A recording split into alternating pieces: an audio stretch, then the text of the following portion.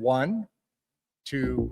I just love you guys, and I appreciate you being here for us, and I appreciate you doing the things that you're doing, and I appreciate you building this. Please like this episode, as well as every other episode you do enjoy going on right now that I'm very excited about.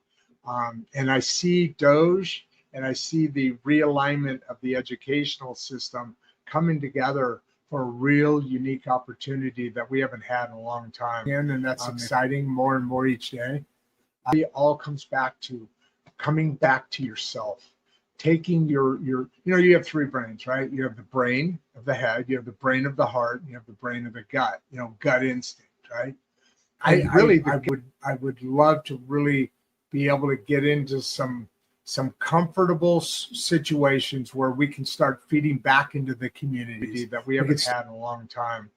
If we take the right approach, we have the ability to really dramatically affect not only the children grow, we could start turning revenues and rolling them into, for instance, here in the small town, seeing what kind of effects we have.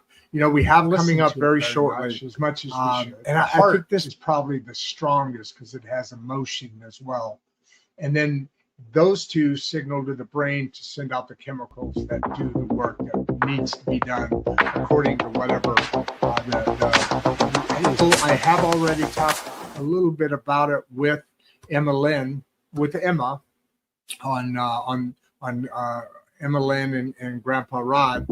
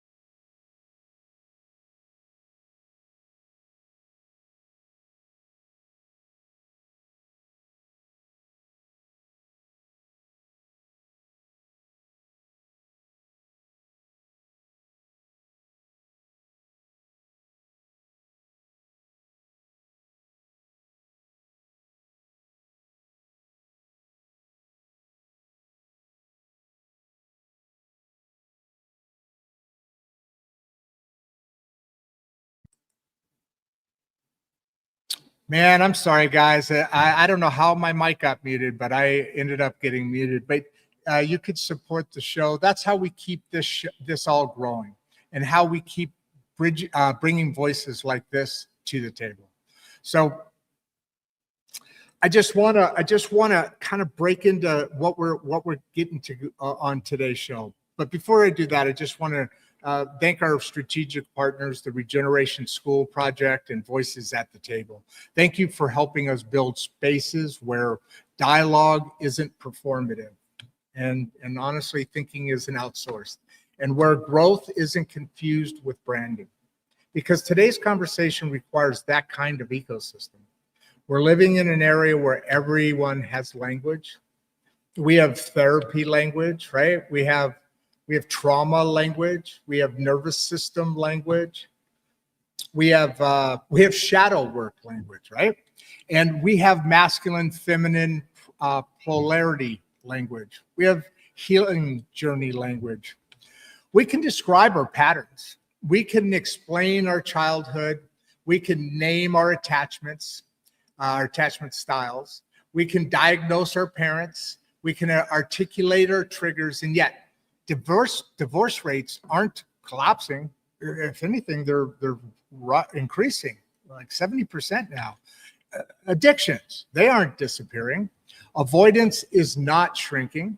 Shame isn't dissolving. Conflict still escalates. Intimacy still fractures. So what's going on? Okay, that's where today's guest lives. Today we're joined by Australian psychotherapist and podcast host Chad Taylor, a clinician with nearly 25 years of sobriety, bravo, a thriving practice with a 6-month waiting list, and the host of an unapologetically titled podcast. It's you. Oh, fuck. It's me. Now, that title alone tells you something. Well, let me tell you a couple things, but this right here isn't about fixing your partner. This isn't about weaponizing therapy language, or this isn't about polishing insight. It's about the uncomfortable pivot where awareness stops being growth and starts being protection. Stand with that for a second. Chad works in that gap between where we know and how we actually show up. The gap between insight and responsibility, right? The gap between I understand I do this and I'm willing to stop it. And that gap matters, not just in marriage or therapy rooms, but in communities, because relational avoidance scales. If we avoid intimacy, we avoid conflict. If we avoid conflict, we avoid accountability. If we avoid accountability, we avoid responsibility. And when when responsibility erodes, the systems just erode. Participation requires capacity. Capacity requires emotional regulation. Emotional regulation requires ownership. And ownership is rarely glamorous. So today is not an advice show. Today's not a tip show. It's not a 10 ways to improve your relationship kind of show. It's a real conversation. No performance, no rehearsed insight, no spiritual bypassing, just two men sitting in the discomfort of asking, where are we still hiding even after we know better?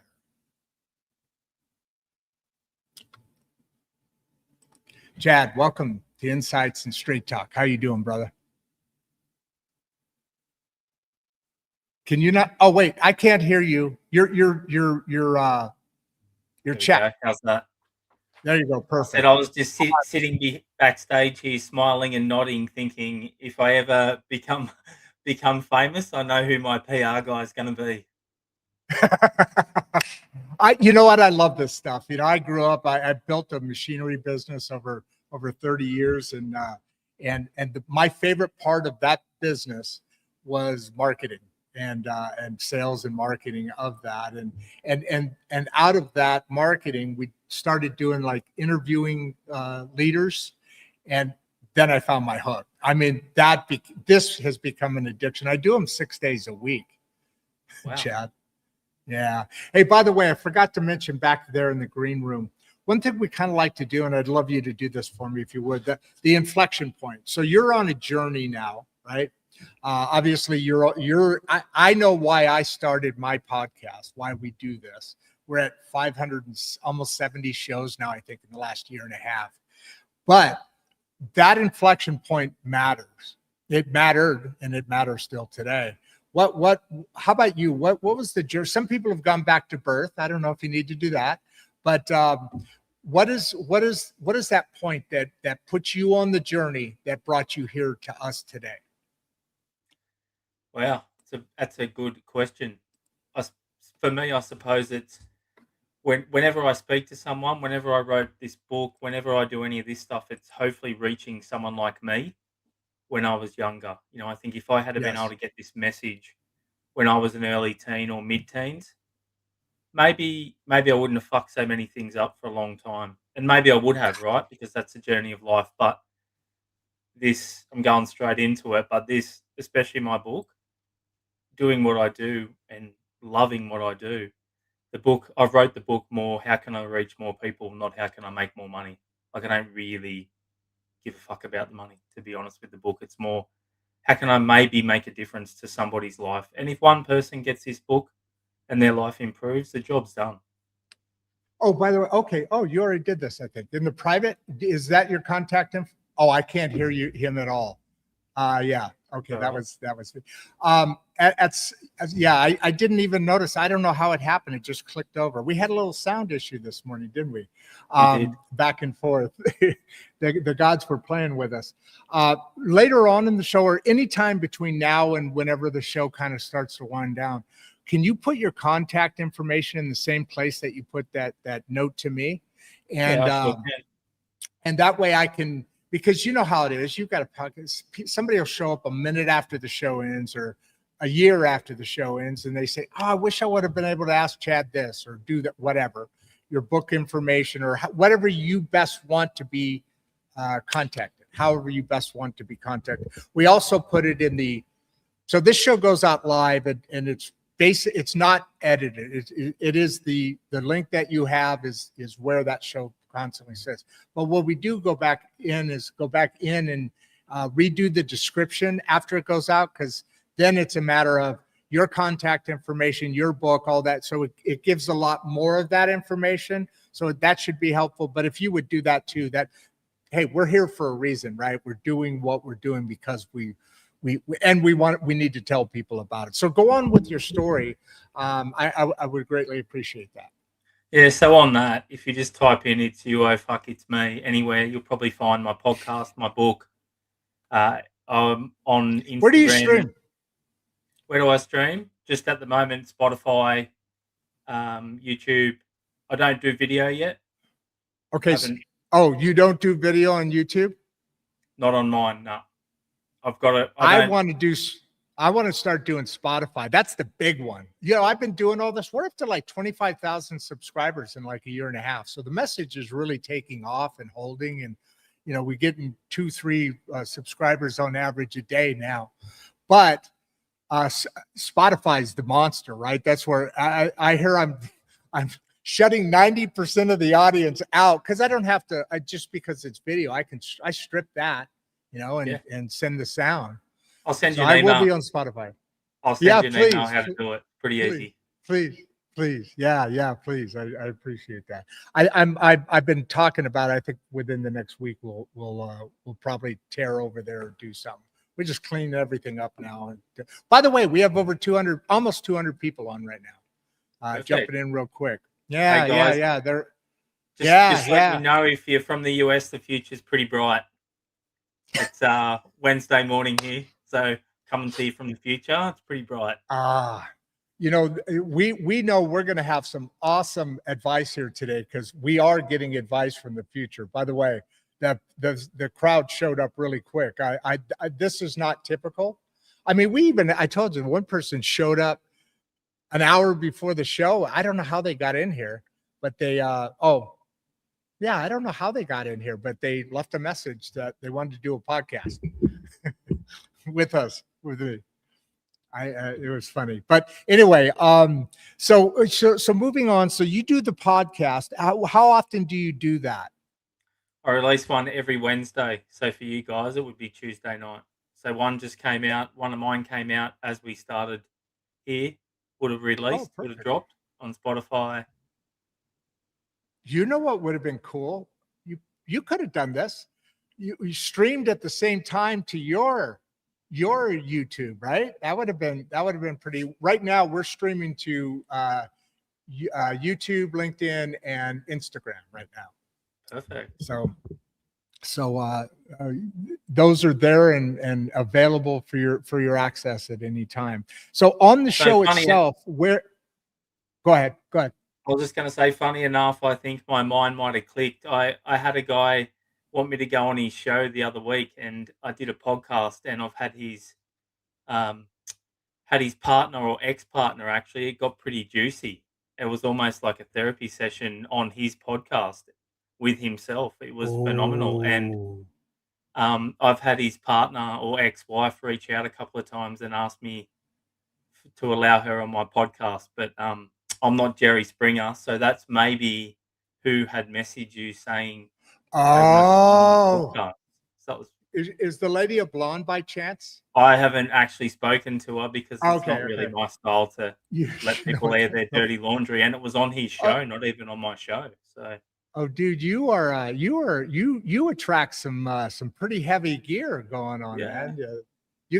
Hey, by the way, what do you talk about on your show? How does that show go? Is it like a therapy session? I mean, let's get into some of the nuts and bolts of what you do yeah, it because is a it's bit. fascinating. It's fast, and it's anywhere from 15 to 30 minutes. The guest will come on. It's almost me opening up with "Who the fuck are you?" and give them a spot to give us who they are, and I don't really want to know, you know, really, I don't really want to know the specifics of, I'm Rod, I run a show, I'm however old I am, I'm live in this place in America. I get that's important to some people, but to me, it's like, who the fuck Right. are you really? Who It's who noise. who are you without all those sort of things that really aren't that fucking important? Who are you when you're on Yeah. your deathbed and you're saying your last breath? Who are you? What are the things Ooh, that I like made that. you you? And then That's previously the last guest leaves a question or a statement or something for the next guest, and then I'll hit them with that. So they might hit with, one of them was really hard. Somebody left, "What's your deepest, darkest secret that you've never told anybody?" And it was, I said, "You can't really oh, leave that's that, but hey, brutal. that's how it goes." That's brutal. And it turned out to be one of my previous therapists, one of my Oh, did mentors. it? And yeah, it was interesting, right? Because it was more about her reaction than it was about poking around for the question, for the answer. Yes. It was enough even about how the reaction. I asked her, what happened to you inside when you heard that? And for her, that was the podcast. I didn't really want to push that too much because I don't think it's really fair to do a full therapy session on just between me and you and the rest of the world, right? Right, exactly. Yeah. Not all the rule, but we do have 342 on. So It's exciting. maybe, but then that spreads, right? You know how it goes Yeah. afterwards. The clock starts all over again. Yeah, so That it's pretty is short and sweet, and then we'll talk a bit about fascinating. them. I'll ask them what landed in my book, and then I'll hit them with things like, where do you do that in Wait, your wait. life? What did you just hold on? Hold on. What did you just say? What landed you'll hit him with before you said you'll hit him with what about what landed in your book? What was that? I Yeah, missed like that. what landed in my book for them. In other words, what stood out in Oh, my okay, book, okay. and Gotcha. then I'll ask them, where do you find yourself? And this is where the therapy bit comes in. I'll say, where do you find yourself doing that? Like as a therapist, or as a podcaster, or as a father, doesn't a mother? Where do you find yourself hiding behind awareness or a label? Or I caught myself the other day, like my daughter has a Yeah. thing with her food, right? Maddie, I love you. If you ever listen to this, darling, she has a bit of a thing with her food, and she likes to move her food around separately on the plate, right? She's a teenager, and I made a big deal out of it again in front of my mum and my auntie. And when I say I made a big deal, I made a big enough deal that I could tell it affected her, and I didn't want to do that. And it made me feel shit. And the Sure. next day, first thing I did in the morning, I apologized to her and said I won't do that again. I think it's these things that make us human, right? As a parent, I think I'm doing the right thing by telling her how she should do something. And when I thought about that, I did a little therapy session on myself. I always thought, why did you say that? Why did that bother you? Oh, well, maybe when she goes out with the boyfriend when she's older, he might be put off by it. Who gives a fuck? That's not Chad's problem. That's not my problem. So Exactly. I'm open to bear all and say, you know what? Just because I'm a therapist or just because I've written a book, I'm fucking human. And the whole thing is like in your little intro that I heard there in your sort of, I don't know what you call it, even introduction of you speaking before the show. There is Monologue. these Yeah. three. yeah, there is these three hearts and three minds, and there is so much going on here that we don't ever really talk about. Yeah, there is, and to add to what you were saying, the discussion about your with your child, and I'll get to that in a second on the opening videos, what you meant with the three minds. I really like that, Mm. but the and also I wanted, what you didn't hear is the producer Barbie intro video that I told you that I was doing before the monologue. Yeah. I had to take that out because we're about to start getting monetized by YouTube. So the videos that have, I did not realize this, but it has a trademark. Yeah, a trademark. What do you call it? Something's wrong with it. It's trademarked. I can't use it. So I have to figure that out. But so I had to pull that out when the guy told me. I had to pull that out and just use another one. So we'll get that back in there. You'll see her in the closing. How's that? You'll see producer Barbie in the closing. But the in the discussion with your child, another interesting fact about doing what you did, and that discussion, how you described it. The interesting thing in that as well is we do a lot of work with kids, Regeneration School Project, and all the things that we're doing. So there's a really important focus on that. So my ears light up when something like that is said, because I've really started to understand more and more and more that kids learn more from us, and I should know this anyway, but they watch us constantly. Kids watch their parents specifically, right? But they're constantly watching us, and they learn more from what we do and how we handle situations, whether we show up, right? Then the words, like whatever you probably did when she was messing with her food, and the comments that you made to correct her were parenting. But then the next day, what she saw was probably even better, more effective in parenting, right? Yeah, and when I brought it up to her, she was almost like, "Oh, you didn't really have to talk about this, Dad. It wasn't." But I guess this is what we don't do enough. It's these little, really, it's a criticism, right? And it's something that I'm passionate about in my couples therapy. When I work with couples, I work with a lot of couples, and in my own relationship, about if we could, and this comes out of sort of the Gottman Institute work, where one simple thing, if we could Well, appreciate our who's the Gottman Institute? so John Just help John me and with that. Julie I don't.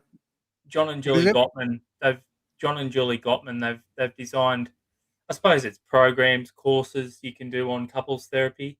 I haven't done the full uni degree on it, but they did a lot of studies, almost like a Big Brother house, where over years and years they'd get couples back and they would observe how they reacted in a fight. They even had where Bringing they'd them make them, back, yeah, bringing them back after going. Oh, that's fascinating. yeah, See, and they these are all reckon things we don't know about. no, and they reckon they could predict with about a 5% accuracy when these couple would separate, and how, because of things like cortisol in their urine after they would have an argument, and how quickly their body come down, how much they were holding on to emotions. Like, it's pretty Interesting. fascinating stuff. And probably the That simplest is. thing that come out of that is they talk about this ratio of 5 to 1. In other words, having 5 appreciations to 1 criticism, and just that alone can change a relationship. And because most of us, as a we don't standard rule, as a standard rule to as a kind of have standard rule. five to. Okay, go ahead. Sorry. So almost like if we've got a piggy bank or a money box, we want to put 5 coins in before we take one out if we're trying to save up for something. If we're trying to nourish something or grow something, we need to generally we need to put more in. Even if you did 1 for 1 would be good. Because again, I'll use my daughter more than my partner, because I don't think many people would admit this, but I think our kids get the worst of us more than our partners do, because we almost have this 100%. authority over them. So I could be sitting with, a child or a teenager of my daughter's age doing a therapy session as my last client of the day after school. And then I get home, and during that therapy session, I'm thinking, oh, wow, all this kid needs is a parent to just sit with them and listen to what they want to talk about. Their problems aren't really that big. but it's just their parents are so busy with life and work and mortgages and the price of fuel at the moment and all the crazy world that we fucking got going on, you know. For anyone out there, I don't know how political you are, but geez, guys, like if we just had to release the files properly, we could have avoided World War III, right? It's like a distraction. But anyway, we'll get back here to where I Wait, am. what files? Wait. Yeah, exactly. What files? Yeah. What files? Fuels we use our fuel's just gone up, I'm sure yours has too, to like it's doubled. Not so much. Our fuel's No, doubled in the last 2 weeks. Yeah, our fuel's gone up a little bit, no doubt about it, but not that much. Not really, because we're in a different fuel situation, obviously, and all of that stuff that's happening is a lot of speculation. It'll be interesting to find out how the world looks in about a month. Just to talk back, just to have back conversation on the political side, because yes, we do have a political lane here. Absolutely. I'm an independent, and I believe in the people need to be better covered by the politicians across the board, not just one or the other. I also believe that the media lies their ass off for whoever their politician is, one side or the other. And that's why we're all so divided on this. So there's a whole political discussion there. If you talk that with that, especially with an Australia, because you have a different look than what we have here in America, because your feed is a little different as well on top of it. But anyway, I would love to have that discussion with you if you ever wanted to have it. But it is a crazy world, and it is fascinating how you approach. Is that an Australian thing? Are you, because we have this discussion on the show quite a bit with different experts. Your approach is fascinating to me. That's why one of the reasons I was so excited about jumping into this conversation today. And I can hear the difference in the approach, because that's not traditional, but it seems to be an approach that would be way more effective. Yeah, I think I'd just be me. I bring, like, these are my I'll go to work later today, and this is me, you know, like I don't dress up. When I go to work, I don't have work clothes and home clothes. I'm trying to model what it is to be unique, to be yourself. And I battle a lot at the start with my supervisors, and you can't wear your hat to work, and you can't, like, I go to work bare I was feet going to most ask you if days. you wear the hat. Yeah. This is me, right? Like this is me. And what people don't realize is people come to see us for who we are, not really what we know. For anyone out there studying therapy or psychology or any of this healing modality, which again is bullshit, really. The client is doing the healing, or I don't even like to call them a client.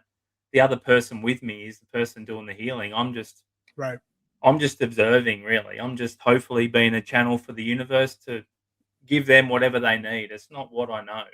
It's who I am. And when I go in there that they get what they need, not what I think they need. And I think that's a different approach. And that approach is exactly that. And earlier you were talking about how well it works, because what you're being completely right down to the costume, let's call it, you're being authentic. And that's a huge lane.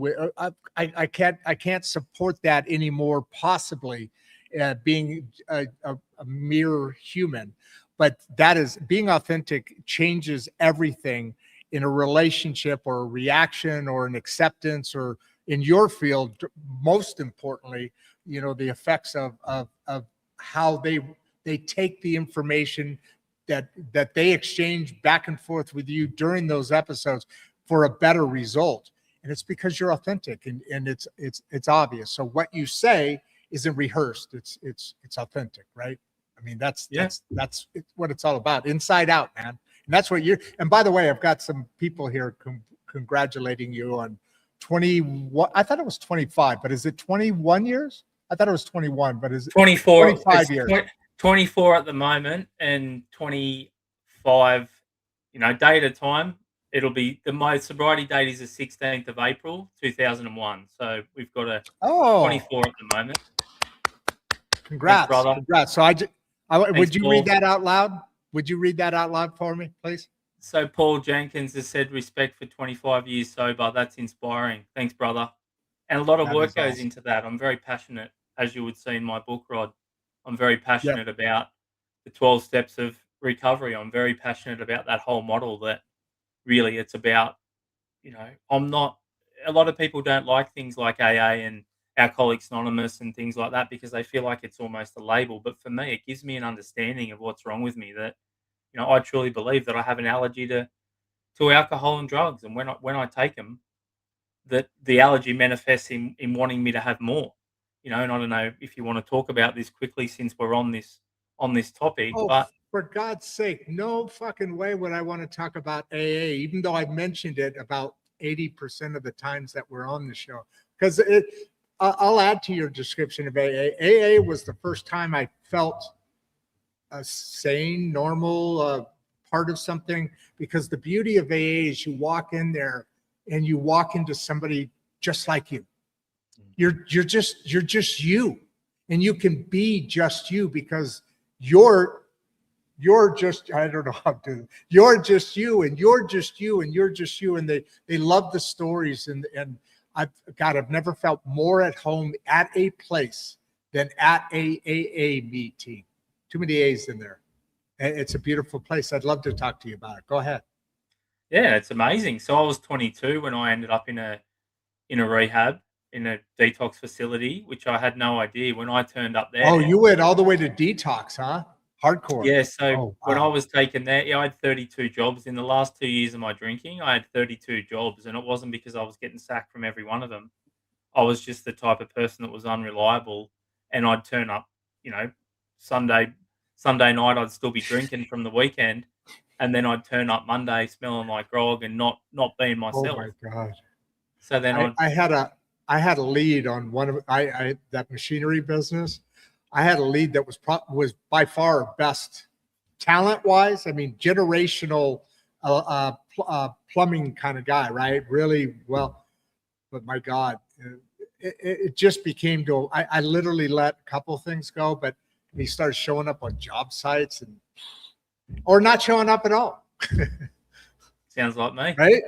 Right? Yeah. No, I know the world. I know the world. I was picking out that example, but I also know the world. Absolutely. Mhm. Which is you don't know what's wrong with you. This is the problem. This is Right. what Yeah. normalizes what the way I try and work. We don't know what's wrong with you. So the first thing I open up with when I get a new client, we're jumping regularly in that chair.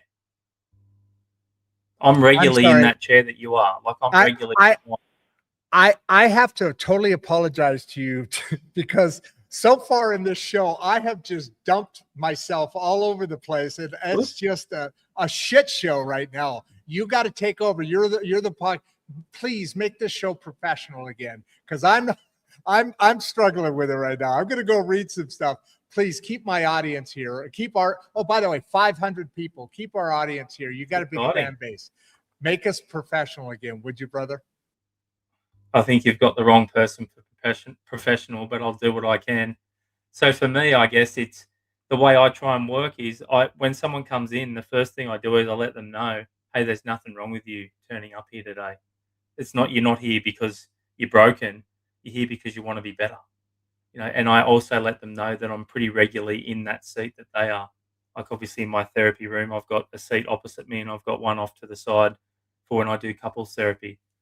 So I let them know straight away that I'm there regularly. And what I mean by that is, as well as me going to 12-step fellowships and mentoring and sponsoring, and I also go to my own therapy once a week. And I do that because I feel like I need to remain humble. I do that because I don't ever want to think I'm the smartest person in the room. I want somebody Yeah.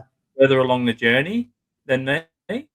And even sometimes with my therapist, like even now, he won't let me pay him at the moment because I'm going to answer this question in a minute, Richard. If embodiment, we'll go there. If you want to bring that back up. And my mind's already gone now. I can't unsee what I've Oh, said. wait. Yeah, I Okay, think. hold on. You want to go back to that message? I was Yeah, pulling it let's off so go. you could finish your part. Oh, wait. I'm That's hitting. all right. There's a ton, dude. There is a ton of questions here. I'm just kind of going through. I I think like I this one. had this one up, right? Yeah, if Yeah, inside this is a isn't really shame, If insight If isn't changed, insight isn't changed, go ahead. Go ahead. you do it. You go. If insight isn't changed, then what really creates that change then? Embodiment. I think embodiment So of you the see insight. the insight and then you have to embody it as an action. So it's the action. Yeah, Go I on, guess go on. it's I don't know what you're into, but golf, surfing, like, you could sit down and, I like you could, surfing. the inside of watching golfing. I'm not into golfing, but I don't know. Are you a golfer, Rod? Have I picked that well, or have I stereotyped you into somebody else? Golfing, surfing. My senior year in high school, my first period class was surfing. So I'm from Huntington Beach, California. So I'm going to give it to surfing just because it sounds better. Okay. Well, I live on the coast as well. I grew up on the I south coast of I New South heard Wales. I heard you. I heard you. So I guess for me, that was going to be my next thing. It's almost like watching surfing videos and, buying the amazing new wetsuit that, is a 5'3" over here for winter, and it's got sealed seams, and you're not got you got all the gear. So you've got Yeah. the insight into what you need to do. Or wave pools, right? Wave pools are a thing of the last few years here, and I'm sure Mhm. you've got plenty of them over there where you can go to the wave Oh, hell pool yeah. and you can think you can be an amazing surfer, but I've been to the wave pool a few times and it's fun, right? It's a concrete jungle and it's fun and the water's warm, but there's a dot on the wall, and when it's your turn, you just literally paddle in, and you just got to look to the wall, not to the wave. And then if you just stay in line with the dot on the wall, you will get on the wave. So I think I suppose going back to it, I like to use analogies Oh, or I like that. metaphors I like that. Yeah. that when I paddle out in the ocean, it's a completely different game here, right? Like it's never, even on a reef break, it's never a replicated wave one after the other, you know, because there's a lot of people, and I talk about this in my book, there's a lot of people who know therapy language really well, you know, Yeah. it's almost like every 97, there's a joke that I say when I post a comment on Instagram because I'm fascinated by people making a business out of being a victim. I'm fascinated by the world we live in where, you know, uh, I say that, 2 or 3% of the world are narcissists, right? That's the truth. 2%, 2 to 3% of the population are narcissistic or classified narcissistic. We're all narcissistic, whether we like it or not. There's a continuum, right? But 97% of people feel like they've dated one or have been married to one, and sometimes multiple times.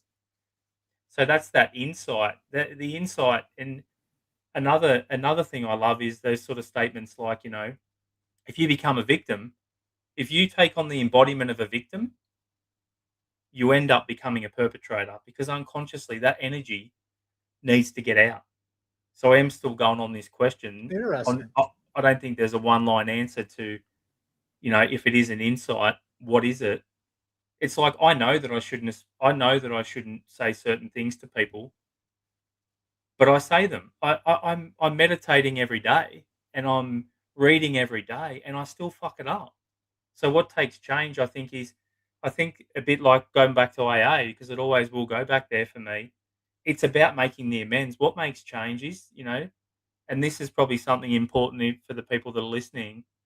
I believe, again, only my belief, that there's three sort of steps to change, and the big book does talk about this. That there's after the event, and there's during the event, and there's before the event, right? And I think I've just gone out of Mhm. camp there, but before the event. Yep. So what I say to my clients is to make change, what creates real change is it's owning your shit. And if you can do that, if you can do after the event long enough and thorough enough, the more you do that, the quicker, then one day will come along and you'll catch yourself during the event. What do I mean by that? I talked about my Ah, daughter. Now that I've talked about this long enough and I've made an amends to her, that's what I did to my daughter yesterday morning after the food thing. Such a small issue, right? But teenage girl commenting on food, fucking not okay. Not okay, right? Not really. When I look at it, not okay. I think I'm doing it for her benefit. Not okay. So what I've done is I've done after the event. And now that I've spoke to you about it, then what actually, hopefully, next time I go to open my mouth, hopefully, I'll shut the fuck up and I won't say, no, why do you need to move your food around on the plate, or don't do that, or whatever I'm going to do that I think that person needs to hear, when she doesn't need to hear that. Why would someone say to me, why do you need such a big coffee? And I'll say, because I'm a fucking alcoholic and coffees only come in one size. When somebody asks me, do you want a small, medium, or large? Or we have a few Starbucks here, not many, not where I live, I want the fucking liter of oat milk. I don't want, the shot glass. I don't want the shot glass. So going back to this change, I think if we do the after the event long enough and hard enough and thorough enough and enough times, I think then we'll catch ourselves during the event. If we practice those two, then sometimes it'll move to before the event. So going back to this thing with my daughter, it seems like a small thing, but I don't want to do it. Now that I've spoke about it and I've owned it, if I do it again, I'm going to feel like shit. And I'm not going to beat myself up, but I'm going to go, okay, we'll do better next time. So hopefully next time I go to do it and I'm about to pour the gravy on her plate and I comment that the food's moved around, I catch myself as I go to pour it or as I open my mouth, I don't say anything. That to me, that's real change, That's how It is that's real change. Seems so small. How do you talk to somebody about someone? How do you talk to somebody who doesn't maybe recognize that? I mean, your point is excellent, and it has the opportunity for change because you recognize that she doesn't need to hear that. But we talk about parenting in this little world here that we're on right now, this little topic that we're on right now. But in that, we also talk about in the Regeneration School Project and the Voices at the Table. The reason I bring those up is because we talk about parents also not having enough. You only know what you know, and you have only so many tools. And but you can always add on to those tools, and you can, I mean, this show is a great example of where I've become more me now, the kind of person that you would be much happier to see now than 20 years ago. And it's because I do my own. I don't do my own. I'm talking to you. I get therapy sessions literally an hour a day, at least 6 days a week. Some people tell me I'm the luckiest person in the world because I get free advice day in and day out and day in and day out from great experts like yourself. But what if you don't know how do you, let me tie it into what Paul is saying here. She's the one that gave you that comment earlier. How do we know when awareness becomes avoidance? And at some point, how do you make somebody aware that they're not aware without creating friction between two adults now? You understand where I'm going with that kind of thing? Thank you. Yeah. Because I don't know if I could repeat it that way again. Go ahead. And it's a good question, right? I love these questions, It's not like I see a question like that and I get worried because I don't know the answer. I know the answer will come. If I'm open and I'm authentic, the answer will come, and it's not like I've got to look, because I see that and the instant I go, oh, wow, I don't know how to answer this. And then I go, it doesn't really matter. Like, it's going to come out and it's going to be me. And there's no like, oh, I'll give you exactly 2 points in 3 sentences, exactly how awareness becomes avoidance. But I do think even going back to, like when we become aware of something, we can almost, that's where I'd probably go back to that therapy language. Oh, even using that term, I'm an avoidant person. So I meet a new partner and I know I've done a little bit of work on myself. I've read a book, I've listened to a podcast. I know I've got an avoidant attachment style, right? So I'm aware that I'm avoidant.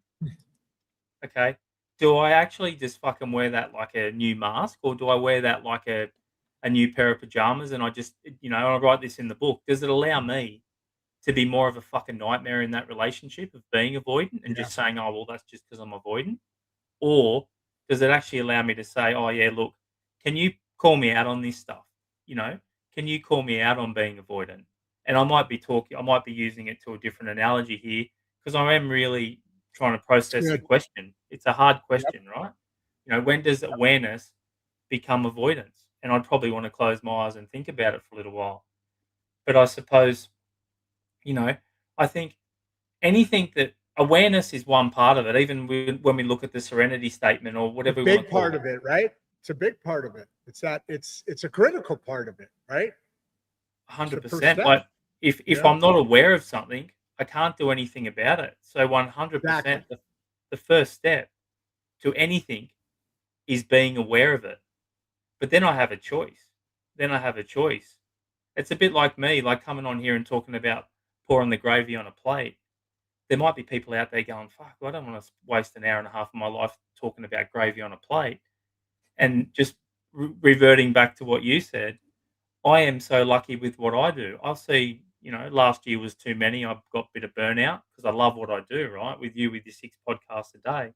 I understand. Yeah, Like I'd probably be doing 14. I probably would have went through a period of time where I would have done 2 a day, and then I would have burnt myself out, and then I would have went, fuck, maybe I need to back it off a bit. And that's what I've done with my business. I was seeing 40 to yeah. 50, 40 to 50 sessions like last Oh, year because it's almost like I go there and I'm getting all these awakening. Like they should be paying me half the time. It's exactly. like and I still fuck it up. So, and this is what I try and say to people, you know, there's 168 hours in a week. And I learnt this again in the rooms of AA, that there's 168 hours in a week. How much time are you going to give to your recovery, or how much time are you going to give to your partner? Is one thing I would say. And sometimes in the end, when I get couples, because I see a lot of this, it's like he's going to the gym from 4 a.m. till 6 a.m. and then she comes home and then they tag team and then she goes to Pilates or yoga or for a run from 6 till 7, and then he comes home and he's done whatever, and then they're gone, and then in the afternoon the kids have got sport, and then there's this and dance practice and piano and surfing lessons and this, and they're wondering why they're feeling disconnected and they're unhappy and they're projecting and they're angry.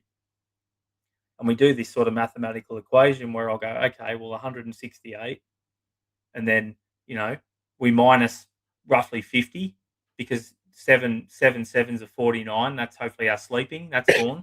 So even if we only sleep 7 hours a night, not 8, so we've lost 50.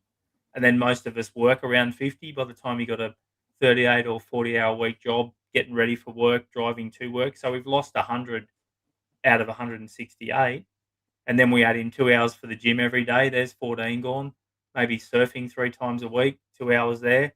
There's another 6. And there's like, it hasn't been 1 hour where they've actually dedicated some time to themselves. And then we wonder why the relationships aren't what we want them to be. Fascinating. Yeah, it is fascinating, and there's a statement out there somewhere that's been floating around forever, I guess, but it says something along the lines of, people spend more time on their honeymoon, planning their honeymoon, than planning their marriage with their partner. They literally, like you just said there, you're not aware because you don't know what you don't know, and you don't know what you don't know because you're not putting work into it. You're not really. We as humans, a human species, as we've evolved, I believe, haven't, and I mean recent evolution, haven't recognized the importance of knowing our partner and being the right and becoming the right person for our partner even before, and then continuing on every day after that. And your point, that 168, it makes so much sense. But here's the thing: is let's go back to awareness and what was that? How do they say that? Awareness and active or something. How acting on Avoidance. it, right? Avoidance, yeah. So let's go back to that. I mean, I recently just changed my lifestyle because I wanted to, because I've never lived in a small rural town. I've never, and I did it for the show to be authentic. But over the last several years, and maybe this is really way too late, but I don't think it's ever too late. Unfortunately, my family and kids could have benefited better earlier on, but they're benefiting awesomely now. And I have the best relationship I've ever had with them. And it's because I finally decided, you know what? I don't have to live that life that I think I'm supposed to live. And I became authentic with myself, and I started talking about, I started being honest with myself. I had a mental break, so I was forced to do all this. Mm. After I had a motorcycle accident, I broke every bone in this side of the body, and then I had a stroke exactly a year later, both on Memorial Day. My dad My dad was a Marine, so I used to do that. I can't anymore because my Harley's in a V right now. It's toast. But so that at that point, thank God I had a producer Barbie in my life, because I probably wouldn't have been here. I mean, this is authentic, right? And the program and God, and the program, actually part of that brought me back to God as well, because what do they say in there is you got to find a power higher than yourself. And the beauty of that program and how they approach that subject is fascinating to me. You don't need to necessarily believe in God or Jesus or whatever, just a power higher than yourself. And the reason why, because now I can hand it off. And that whole thing right there, you talk about the program, that part right there is, to me, one of the most powerful. Well, maybe it is, but right now I'm going to keep with it.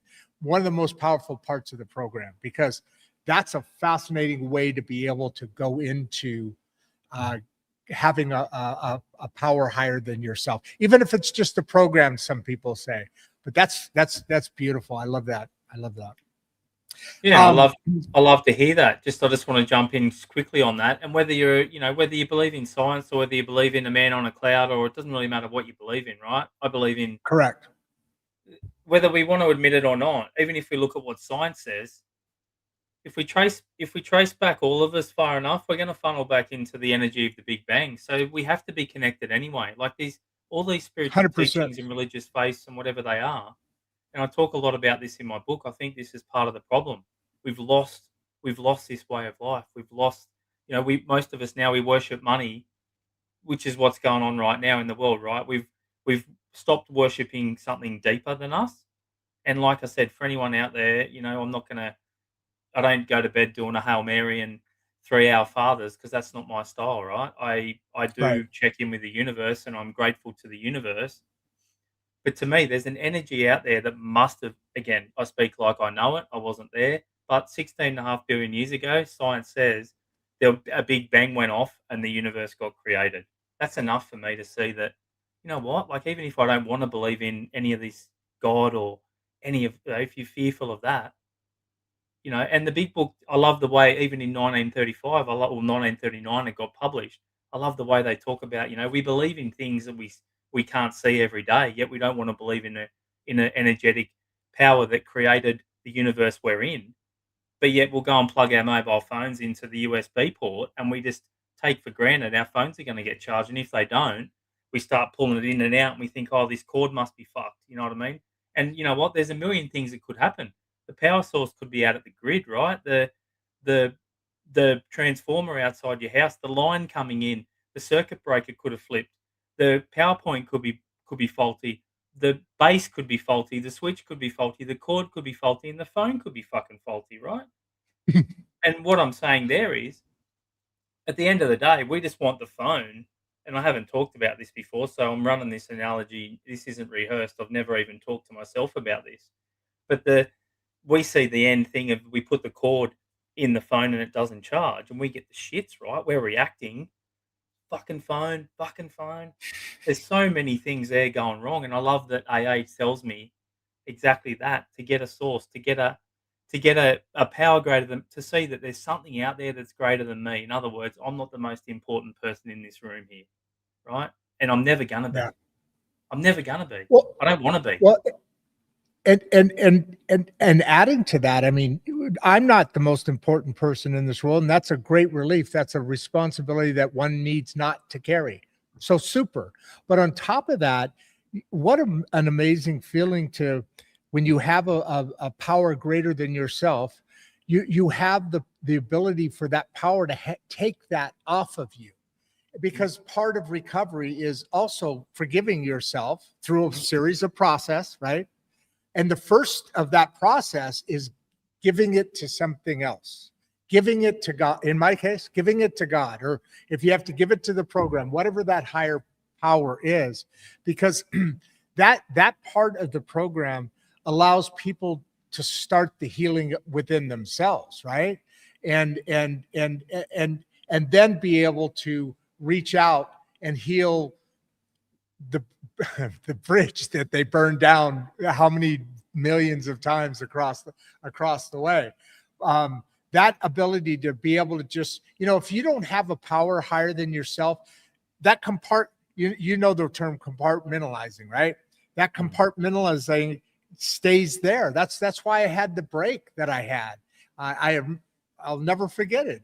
Producer Barbie was in the next room in a down in Florida, and my whole life just shattered. Every box went out on the floor. It just my whole world just, and I had to stay there and finish the show, and that was a horrible thing. But I commit to this day that we have to be able to have that higher power. Well, we don't have to, but I'll tell you what, it makes everything a lot easier. And I'm not talking about being irresponsible here. I'm just saying, here, God, hold this for me. Help me hold this. And then you can deal with the reality of it without it being, like a Kevlar vest around you or something like that, right? And I'm just going to ask you that. What was it like when that happened for you? Like, what changed? Why don't we go with that right for now? Me, I talk about. I used to live behind a mask. Producer Barbie, if you're on Signal, because she knows this whole story. And she, as I said, if she wasn't here in my life, we spent 2 decades together. But if she wasn't here I would not be here. So to answer your question, when that happened, so it was May 7th, 2000, well, like 3 years ago, right? No, almost 3 years ago. So it will be 3 years on May. Wow, it's coming up, May 7th. I didn't even realize that. But what happened was, I was at a show with Producer Barbie. At that point in our lives, we were in a 2-room suite or 2-room hotel thing, and more to save money than anything else. But we're better friends than what we were. And this happened after that. So that night, I just had a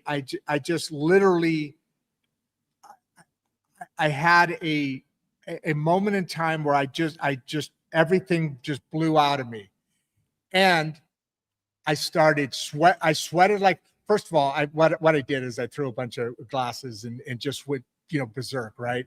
And for no particular reason, it just something snapped in my head, and I had literally a break. And then from that point, I don't remember much else until about 3 o'clock the next morning. By the way, I kicked her out of the hotel room. I don't remember why. I just did. And she said, "Are you serious?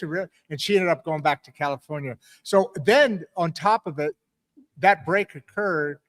I had to deal with that alone at that point because I caused that. And then for 2 more days, I still had the show. We had booths at the show, and I had my machinery business at the time. So I had to every day face each of the people that I've known forever. I know people in the industry that I built a reputation on, and had to act like there was nothing wrong, sweating the whole time, pouring sweat, and not know, and being afraid to talk. Does that make sense? Yeah. Being insecure about, hey, if I say anything, I know I'm going to say something that they'll know what I'm doing, where my head is right now. They'll know, like paranoia, total paranoia for the next day.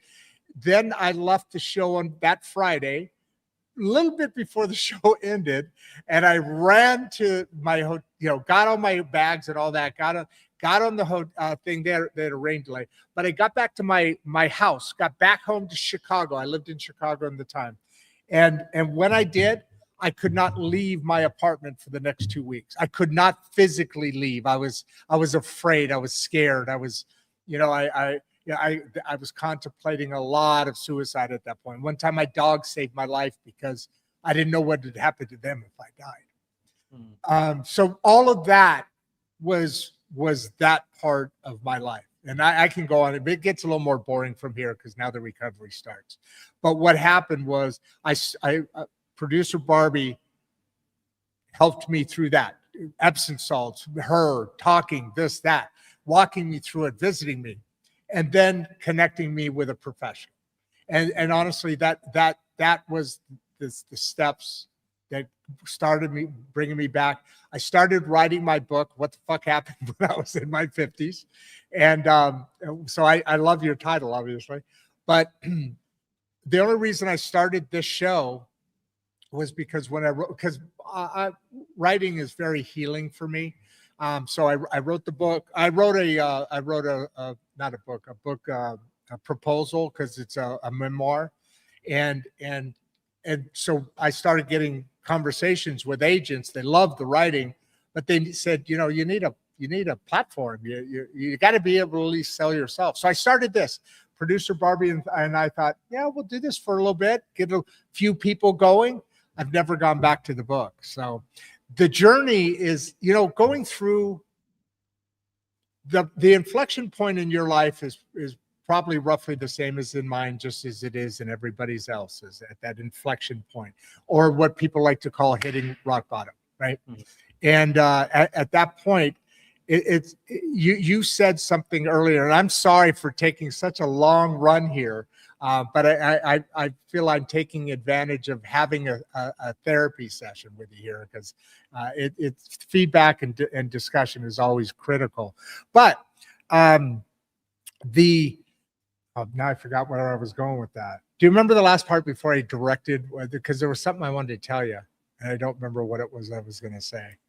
We were talking. You said earlier, I wish I would have started earlier, done this earlier. But then again, and I was going to bring it up when you said that. I thought about this a lot. Would I be able to do what I'm doing now if I didn't grow through the maturity and the bullshit that I did I'm 63 before, but especially during that time? Would I have been ready for it if I would have started doing this now back then? Probably not. I love that. It's a good way to put it. And I think it's been written. I think the part that I mean is maybe having an understanding of what's going on. So like when you talk about that event there that happened to you, that's a normal part of life, right? The universe is doing for us what we can't do for ourselves. It probably sees that Rod's over here doing this, living this life, probably inauthentic to himself, businessman, owning this, whatever he's doing. And this is my story. 100% behind the mask. Behind the mask, even in recovery, and this is the scary thing for anyone out there in recovery thinking, I'll go to an AA meeting and I'll just tell you what it was like, and I'll be funny and I'll tell you these funny stories about when I, got locked up in jail and I did this and I did that, because sometimes AA can end up a lot like that, where it's almost like they tell a story for, 15 minutes about what it was like, and then right at the end it's like, and then I found AA and now I'm running a podcast with 530 subscribers on a live show. I want to hear about we all know how to drink and we all know how to fuck up. And what that is I think that's almost what I write in the book. If I leave this over here, I don't have to look at now. So it's like when I was drinking, I was this and I was this and I was this, and now I'm not. But that's not true, because we're always fucking up. Exactly what you said then. And I love this analogy, and I know I read it out of an Eastern philosophy, and I've made my own version of it. It's almost like sometimes we're hanging on to this branch for dear life, and we're hanging on and we're hanging on and we're hanging on for our whole lives. And what we don't realize is if we just let go, the ground's only like, you guys use inches, but the ground's only about 4 inches from where you're hanging, but we feel like it's forever. Yeah. We feel like it's forever away. So I write this in the book as well, and I talk about it a lot. It's like the collapse. When life implodes and collapses, like Carl Jung talks about, he says that therapy is to support the ego while the egocentricity collapses. And when we have a neurosis, so in other words, the job of a therapist back then, in his belief, was to support the ego, the true self, while the egocentricity, the mask or the false self, collapses. So when somebody comes into me, generally they're speaking to me from the egocentricity or from the mask. And my job is to try and penetrate through there. And there's some people I can't work with, right? The egocentricity is so strong. I had it the other week, and if she's listening, it's just the way it is. I won't say her name. And she challenged me the whole session. And every time I tell her something, I know, yeah, I know I've read this, I've read that. And at the end, I said, hey, look, I don't think I'm the right therapist for you. And then she was offended. What you just said there was interesting. You asked me a question that I didn't actually answer correctly. Now that what you just said, and what I'm saying by that is, what you said, what changed? What did that look like? What happened at that point? And now, as I hear what you just said, I'm going to all that story I told you is a setup. But what changed is, it pierced the mask. That moment and the events that occurred afterwards, and frankly, Barbie bringing me back from the abyss. That what changed was I was finally able to be realistic, and I could never talk about. I never ever once talked about myself ever. I talked about other people. I became such a good salesman because somebody would ask me something and I'd be able to work the conversation to where it's now back to you being asked the question, and they find themselves talking about themselves, so I didn't have to. And that I know for a fact. I knew that before. And I think that's the first time that kind of opened up to maybe why that there was a little crack when I realized I do that. And then that's what created the break. And then who wrote that, you said? Carl Jung. Carl Jung. Yeah. That, oh my God. So what I can do now is talk about things, talk about myself, be honest with myself. No mask. I do the show and I talk about what an asshole I am all the time. Well, not all the time. We all are. We're all unconscious, and we're all fucking assholes at time. And the sooner we learn that, rather than pointing the finger, the better. Yeah. Like, I'm an asshole. I know that. I don't try to be, but by nature, being an asshole is protection. Yeah. Yeah. Right. We learn pretty quickly in life, and I talk about this in the book, that when we're born, and this is only my version out of, I've sort of tried to, I haven't created anything. I don't pretend like I've created anything. I think I've read enough and meditated enough that I think I've been able to pull threads and strings here. And what I've tried to do in my book, everybody that's read it has said to me, it's like I'm just having a conversation with Chad Taylor. Like, that's how I've tried to write. It's like I'm in the room and I'm having a conversation. And I talk a lot about this split between the head and the heart, that when we're born, for the first 3 years, we're almost connected. And this would be the story of Adam and Eve out for anyone there that's a Christian, or, the Buddha's got their own story of that. Your story of the Buddha is it's the own version of this, that we're connected and then we become disconnected. In other words, you become the businessman and I become the plumber, and, I've got a Range Rover and, I'm not in America, so I don't have a Chevy Silverado or whatever they are, I've got a Range Rover. I love Range Rovers. I've got a Range Rover and I've got 2 Harleys in the garage, and I've got my drag car and I've got my hot rod and I've got all these amazing things. But what I don't realize is I'm not ever becoming me. It becomes an image, to the point where people would know me for the type of car that I had, not for me. And let's be honest, there's a lot of guys out there who, we all like, whether you're a man or a woman, we all like to be sexually attracted and physically attracted to our partners. But I can remember being, 20 or 30, and my partner being really good looking, and my partner now is really good looking as well. But she's the main reason I love her is because of who she is in here. We share the recovery journey. We didn't meet in the rooms of AA, but somehow the universe put us together through Instagram of all places. And I thought she was trying to sell me something, and she'll hate this. Are you serious? I thought she was trying to sell me something. And so when I followed her, and then I got a message. Dude, you're comical. Saying, you're comical. I love to see men in this journey. So nice to meet you. I'm Sophie. And then I was like, oh, fuck, here we go. Like, what's going to come next? Do you want a funnel, or I've devised this? And I thought, I'm open to the universe, whatever it brings. Even now, when on TikTok or not that I like these places, they'll say, oh, do you want to hear about blah, blah, blah? I'll say, yeah, hit me with the elevator pitch. I might not want it. Hit me with it, and I can give it or take, and at least I'll respond rather than ghost. 100%.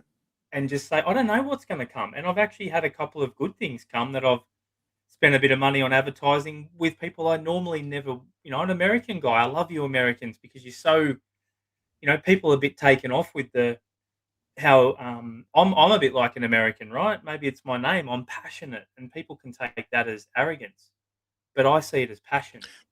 Good point. You're absolutely right about that too. The Americans are very, yeah. You know what?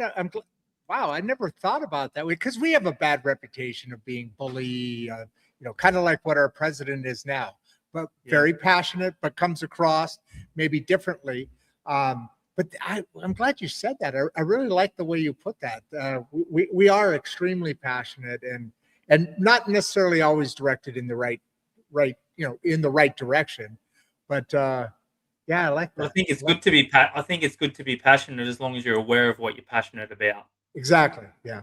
As long as And you just don't what's your think you're drive? passionate, like I'm a Republican or I'm a Democrat, and it doesn't matter who's in or what their flaws are. I'm just going to follow you because my daddy's dad was a fucking Republican. Like I think Yeah. it's good to be passionate as long as you know what you're passionate about, and be true.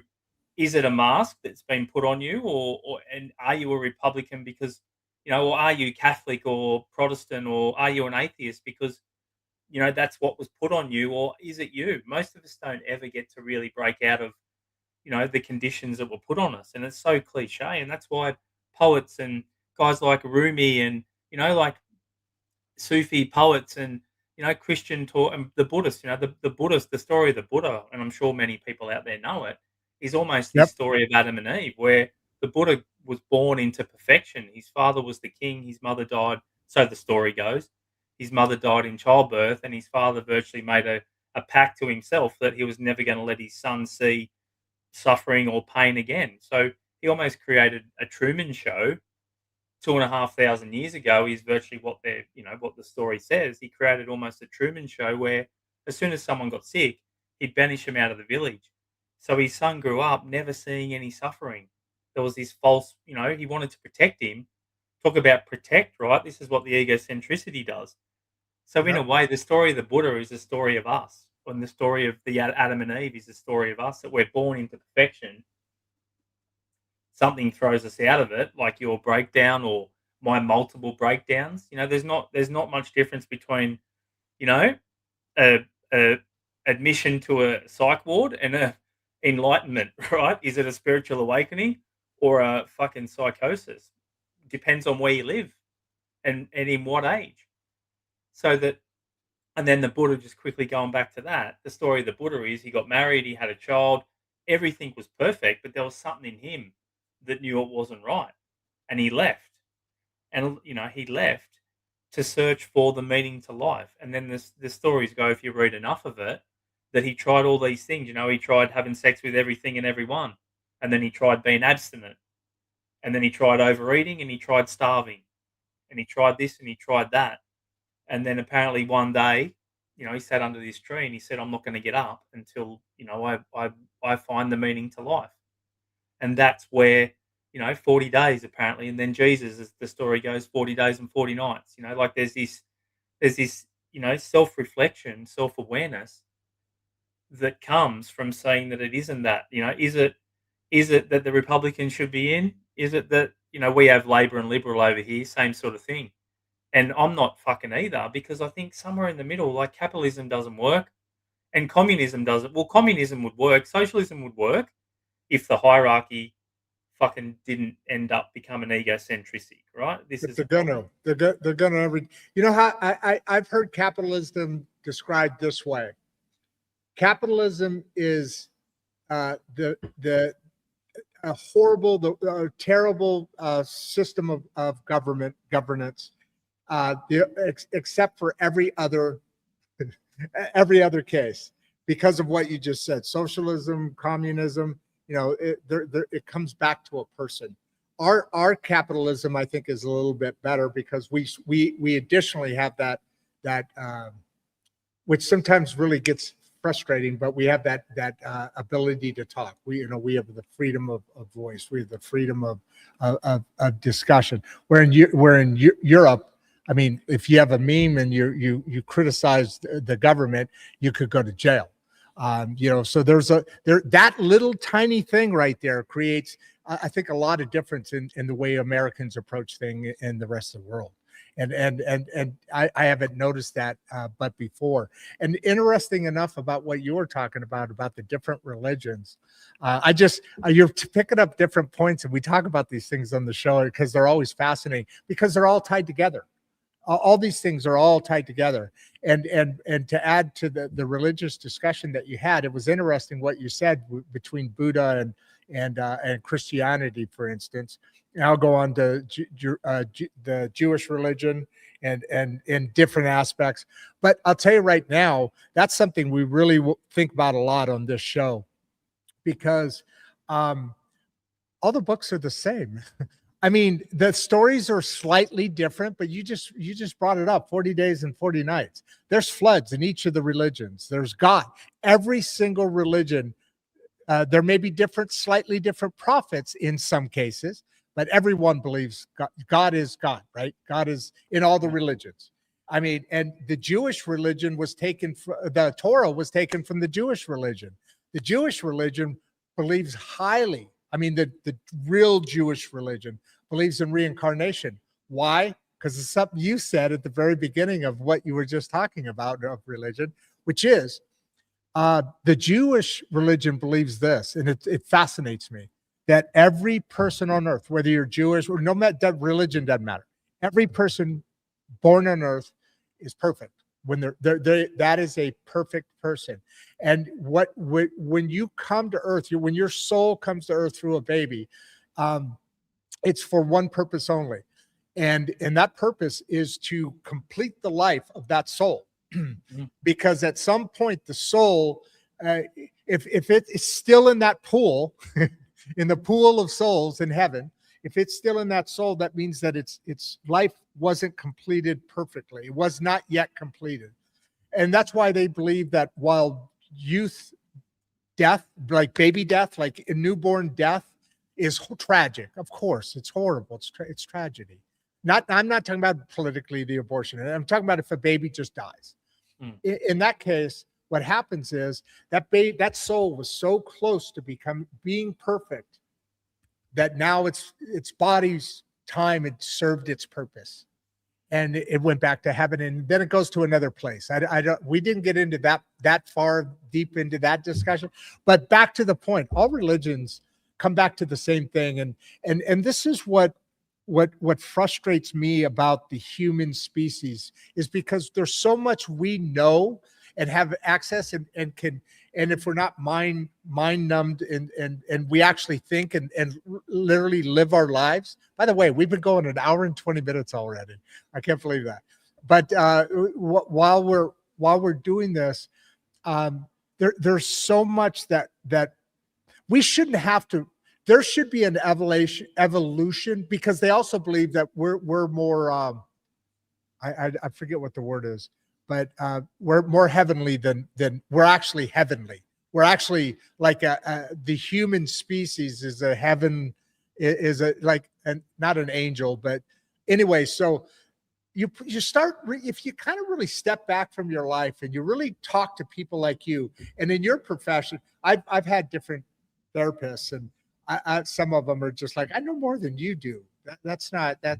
You know what I mean? It's just you have to have somebody who can talk to you in a way that makes you look deep within yourself. So kudos to you, not just your profession, but you specifically.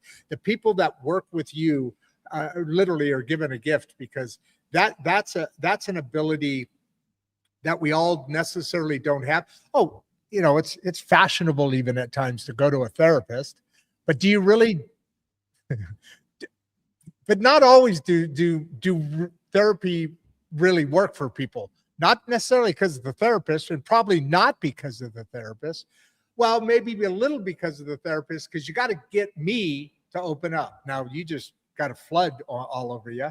I just gave you a waterfall there, but that can someone be too self-aware and still stuck? I think you can, because just because you're self-aware doesn't mean you're also activating on the things you should be doing or think that you should be. Well, how would you answer Rodd Thomas, which, by the way, Rodd Thomas, of all time, a genius, the singer Rodd Thomas, my favorite. I want him to be on my show so bad. That man's songs, there are so many of them that when I was going through that time, it was like, Rob, what, dude, he was talking to me, man. I was singing, not singing to me, but the words. Oh my God. You know who Rob Thomas is, I assume. I know who Rob, and we've got one here, right? Let's not take away from the Rob Thomas that's right here now. Like he's the one. Absolutely. He's the one Absolutely. that's Yeah. shown Yeah. up here today and asked us the question. But I get All right. exactly where Fair you're enough. going. But who Fair enough. knows? I'd love to know. Be amazing if you could. I would love this show to be able to like have this guy just pop in and just talk Wouldn't that about be who Rob awesome? Thomas is. So Rob out there, Oh, because it. yep. This is the thing too. There's so many. Not to take away from what you said, but there's so many amazing. Like people in the world, like you guys call them janitors, we call them cleaners. Like the Yeah. janitor that just mops the floor and gives this amazing wisdom to the teenagers and just shows up with this amazing aura and he's there for them and he's almost doing better work than the teachers if he's just being him. 100%. He's almost doing better work than the teachers. So thanks for this question, Rob. It is a if good you're still on question. here and you're still listening, because I noticed it's been there for a while. Can you be self We still have almost 500 people on the show. perfect? So he's probably there. Go Makes ahead. me feel pretty special that I've got out of bed. Got out of bed for this. Still drinking my coffee, but yeah, 100%. Can we be self-aware and still stuck? I personally think without. I think the scariest thing is when you think you are so self-aware.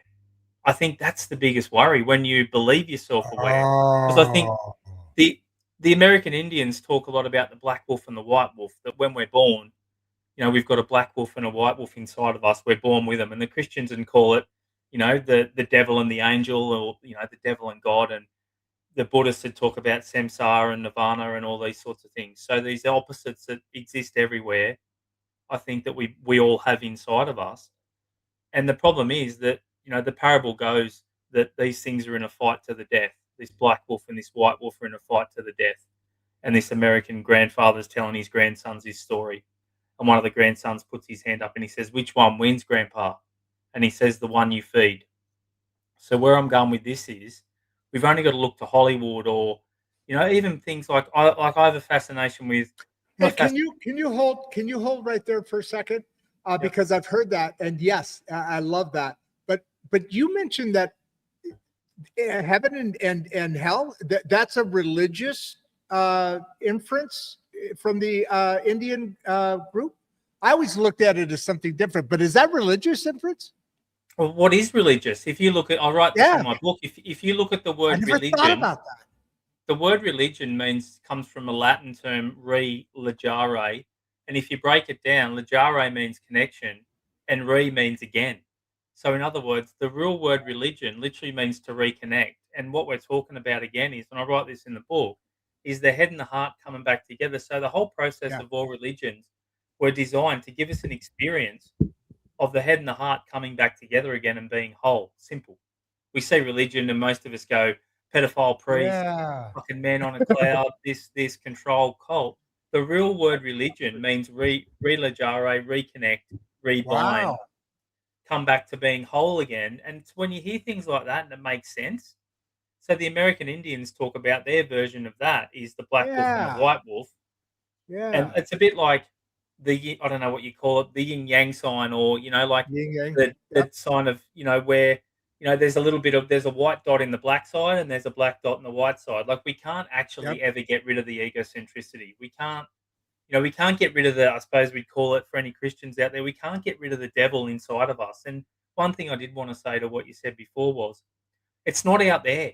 Like to me, did all these stories happen? I don't know. I wasn't there. Well, I was there. We were there. We just weren't there in this form, right? Because In this conscious. getting pretty deep here, but science says there's no more energy in the universe right now than what there was a fraction of a second after the Big Bang. So that I've shows heard me that. when you talk about reincarnation and things that me and you, everything's energy. Money's energy. This is what I don't think we realize with this whole agenda with what's going on in the world at the moment. Like everything is energy, right? Every fucking thing in the world, everything we do is energy. Everything. money is just energy. Money really is a tangible. It's a tangible, or tries to be a tangible thing. The currency really is You're quantifying beating up energy. you're beating up our economic system, our capitalistic system again, aren't you? There, I hear that little smack there. Go ahead. Well, wouldn't it be lovely if we're off topic? But wouldn't it be lovely if I think communism and socialism would work if we all could become self-aware. Answering this question, can we become Well, too hey, self-aware? think about it. We're all socialistic already. Already, your family. What is socialism? For the need is the provision, right? That's what socialism sells it as. As you need, I so will provide. My child needs something, I provide for them. And then you get more communistic the further out in society you go. But we're all part of that. But as a system, come on, we got Wava Chavez, that dude out there. We got the Iranian folks out there. I mean, hell, how many countries are in your 28 of them are of that government, that the people, Egypt, or I should say that the Jewish religious are Arabic. I mean, the Jews are Arabic. That whole region is Arabic, and it's like 28 countries, but many of them which are evil, just flat out evil regimes. And not to say that everything in America is perfect, but you know what? We got a pretty good thing going here, and we can make it a lot better if we just live in the center. I'm an independent.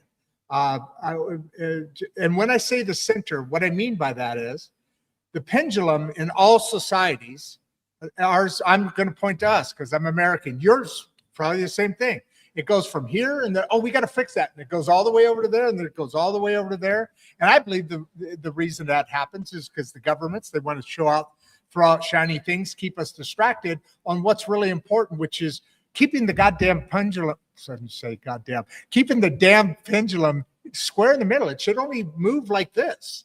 I lean a little left on social on basically all social items, a little more conservative about the money and how we spend that.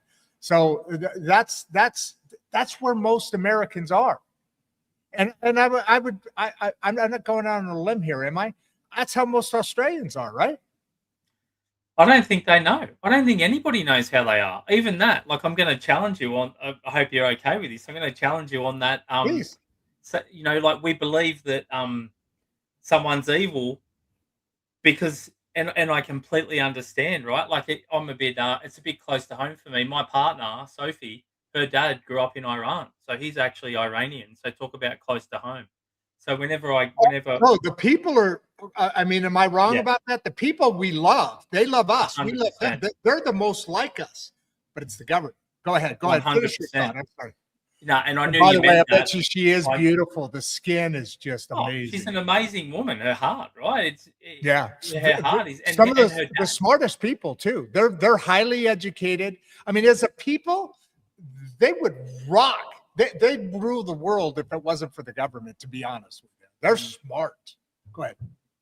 Yeah, and again, like it comes back to that, like what we said before about Americans, right? Like, you go around the world and Americans get a bit of a bad rap because people don't realize that they see someone like Trump or Obama when he was in, or whoever it is, or who knows, a movie star, and this is the thing that I talk about, where we don't really, I don't think we really see things for what they are.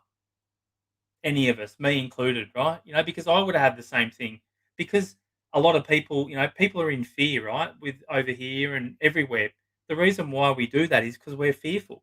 And the big book talks about this, funny enough, circling back. It says in step 8, all our problems come from 2 reasons: fearful of losing what we've got, or being fearful of not getting what we want. There are 2 for anyone out there. If that's all you take away from this, and we haven't answered that question yet from Rob Thomas, that if you can just see that most of your fears and most of your problems come from a fear of not getting something you want, or a fear of losing something you've already got, that's pretty much all the fear. Like right now, the topic of conversation for people that I observe, not in my life, because I've got better things to talk about. But it seems to be about this, like we're talking now about not a lockdown, but there's talk. I don't listen to the news, but there's talk about even, my friend yesterday said, "Oh, should we go and fill our jerry cans up with some diesel?" Because there's a lot of petrol stations in Australia at the moment, or gas stations. We call them petrol stations, but gas stations that have run out of diesel already. So diesel's gone from What? diesel's gone Hold from on. a $1.50 our money, about $1.50 or $1.60 a litre, to $3.20. It's doubled in the last 2 weeks, and I've got clients of mine who own big So does businesses. most of your stuff go through the Port of Hormuz then? Because I only think I've like seen 20% of the world goes through there. That's crazy. Well, I also think maybe there's something, anyway, I'm not going to go too far down that path. I almost guarantee you that's what's happening. There's probably again, we're not going to go too far down that path, but there's probably, I think it's another way of getting us to learn that, we're not as free as what we think we are, a bit like the lockdowns of 2020, right? It's like, we'll change your life up and show you that you've got to actually worship us, and we're giving you your freedom. Can I flip that out on the head for you? I think all of these things that you're talking about now, especially the lockdown, and I think a lot more people are believing in the conspiracy theories that have been called conspiracy theories for a long time that, as it turns out, are correct, including they weren't just doing that. They were testing to see how much we could take, we would take. Remember, we've been on a globalist run. The way the politics have been going between Europe, the U.S., all over the world, there's a globalist group that is turning, and that no longer is a conspiracy theory. People know there is that, especially Great Britain. They're really, they used to be in control, so there is a globalist push, and that's where a lot of this stuff comes from, and why Trump gets such a pushback, because he's stopping that, right? He's not becoming isolationist, but he sees the problems. He sees the danger we have in Venezuela because of the drug things, right? And then Cuba's going to be next, by the way. And then what he does is he knows that. And honestly, I got to be honest with you. I'm starting to realize this. The politicians that are out there in the world, they're not that bright. I mean, we always looked at them. One of the things Trump first did, and I'm not a Trump lover. There's a lot of things about him I don't like, but I have always done one thing: trust but verify. I want my president to win. Duh, right? I'm sorry, not to win. I want my president, whoever that is, to succeed, because, right? But for so long, I think there's been some undertones that are going on, and I honestly do believe that everything he's doing it because he's fixing a direction this world is going into. I mean, every single president said they wanted to get rid of Iran. And now when he does it, it's horrible. Every time there's a war, there is a fluctuation in pricing. But we're starting from the lowest point we've been in, I don't know how many, a dozen years or something, as far as the cost of living, especially gas. Now it's rising up, but it's still way under where it used to be. And these aren't arguments they use. I just look at a bigger picture, because I know and I believe, I believe that, yes, we are as a human species made of energy. There's a whole theory that's out there that energy evolves from our body about 6 feet out. That's why you can sense somebody coming up behind you, right? Because that energy is broken. So my only point is, I just think that we're not stepping back from the stage far enough and taking time enough to evaluate the words that people say and what that compares to when the results come out. Because there's too much leading us into trying to stop this effort, which I believe, and we're going to stay politics here. We're stayed off the topic here. This is the new topic for a minute, because I really do believe this, and I'm not. I vote split ticket. I have no problem voting one direction or the other, because for me, it's about the person. Well, in Trump's case, maybe not the person, but what he does, and his administration is dynamic, and to me is really. I think we have the smartest people that have been in office across the board, maybe ever, maybe literally ever. I mean, this is a group of people that see that big picture that Trump believes. Remember when he said drain the swamp on his first term? We, for too long, you said it.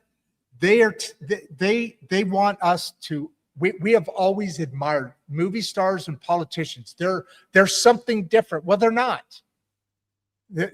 Our Constitution said you must come out of the fields, you must come out of your bank, you must come out of your business and come serve the nation that brought you where you're. That's what we should have. That type of thing. Instead, we have career politicians that all they do is stuff their own pocket and create this world new order, if you want to call it that, just for fun, to fire some people up out there. But literally, that at which is happening now, I think if it doesn't continue, it changes the world order where people have more power now all over the world. It's more back to about being the people, that the governments are serving the people. That's how we should be looking at that. They're just our employees, and no disrespect, because it is what it is, and it needs to be that. And we're all these things. We're all just an employer. We're all just an employer of the universe, right? I think if we can take on with that stuff, and if we can take on that we're just a servant of the universe, right? I think things change. And I love, again, I don't know enough about Trump. I don't know enough about anything going on in the world to even make a comment. So I listen to all that stuff, and I try and listen to it with an open mind. And I think how I know a lot. Sorry, I'm going to just say this one second. You know how I know I've settled in my mind that so much of this is bullshit. You know how I realized this finally, just kind of put the nail in the coffin. When I look at the news media and I see these protests for Palestine, for Iranians, and there was Palestine. They're ongoing all the fucking time.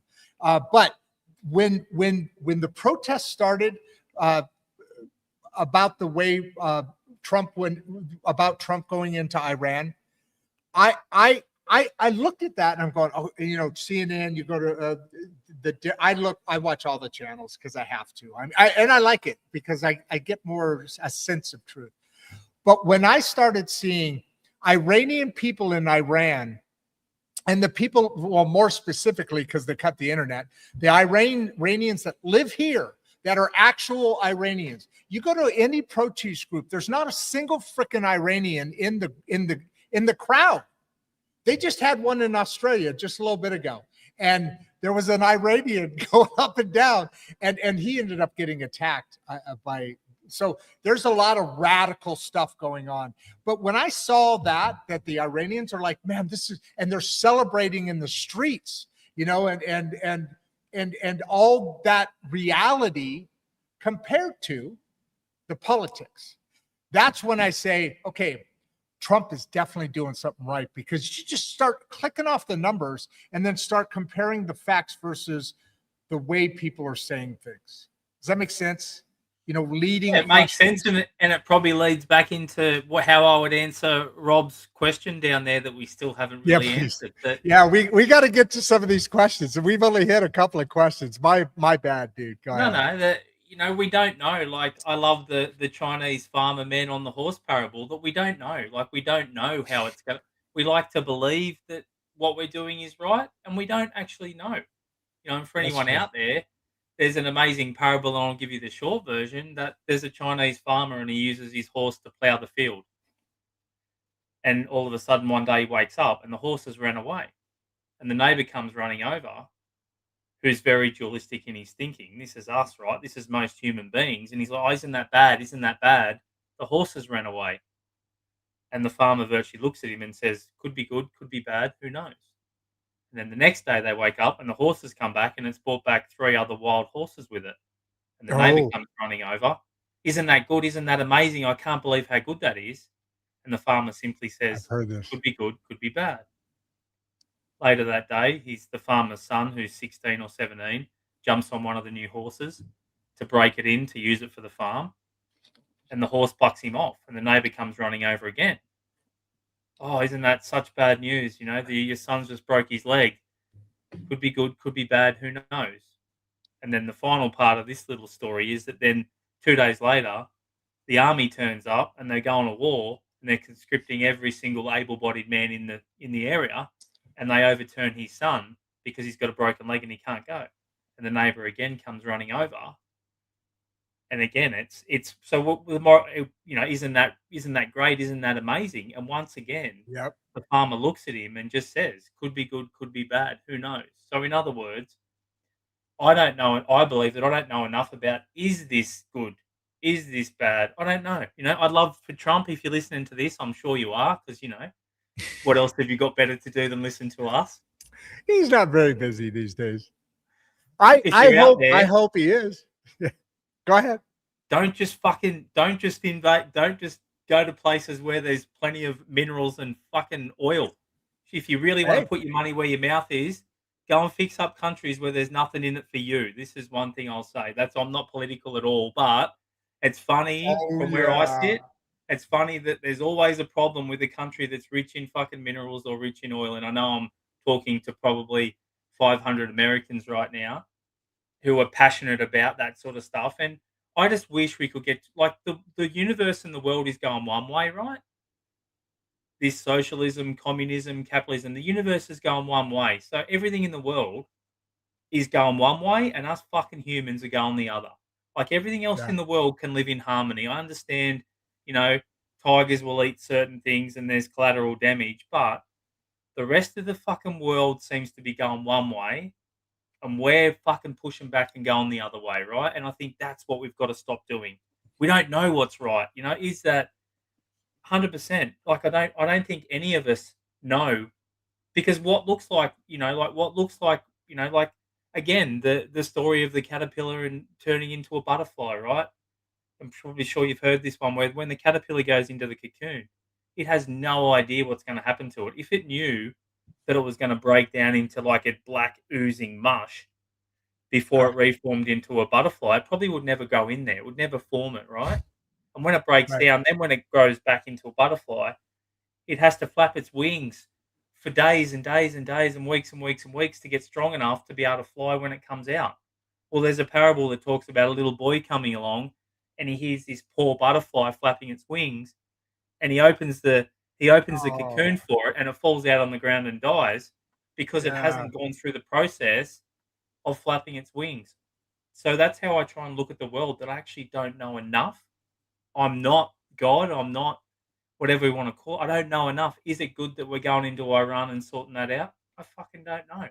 Is it good for some people? 100%. But then for the people that get caught up in the bombing and the people that get injured, it's not bad for them. So I guess I try and really look at things and answering this question: can someone be too self-aware and still stuck? Fucking oath we can, because we can think.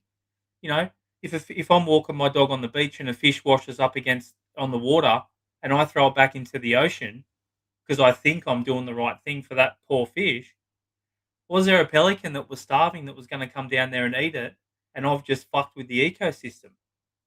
I don't know. I feel better throwing the fish in, but was it actually nature putting that there for the pelican or the bird or some other animal that was malnourished that needed it? Yeah, that to your point, we don't know everything, but the critical importance of life is being curious about things. Mm. You know, if curiosity goes away, then certainty backfills its place, right? I mean, and when certainty occurs, when you're certain, and honestly, that's a lot of the problem with the way the politics of the world are. You're saying we're going backwards because there's too much certainty in the world, because politics is no longer an idea, it's an ideology. And so if I disagree with you, the discourse disappears, because now of ideology, I'm no longer just disagreeing with your political opinion or your idea. I'm attacking you. And that's where the extremes of these both parties and everything lives. But that's also who has the most voices, because they're the ones, that are being paid to do the protesting, to make the. I mean, we have vans. We have a video. It's the funniest thing I saw yesterday. Of vans, trucks pulling up with a protest that's starting out, an organic protest outside an ice center, and all these pre-made signs were being delivered, and they were shrink wrapped, and the supply system was coming out of the back of the truck, and so everybody needs to be curious. And there's too much ideology right now for there to be any kind of curiosity, because I have to disagree with you, because if I'm wrong, then my whole life is wrong, and that there's too much wrapped up in ideology. But when curiosity comes back into the cycle, all of a sudden all that starts to break down. And no, we don't know everything. We don't know all that about Iran. And yes, minerals and oil get involved in these kind of things. It's funny how war is. And I mean, look at Germany. I mean, yes, should we have not gone after Hitler? I know a lot of cities and devastation that happened outside of that, but is the world a better place now because the evil is not there? And we know for a fact that was there, because we've seen the aftermath of it. Whether you believe, whether you're a Jewish fan or not, it's people, whether, but that world became better now, and Germany's a better country now. So, yeah, and I wonder what the question would have been if we had went back there. This is the crazy thing I think a lot about. If we had went back there and asked the German person what they thought of Hitler, they didn't know.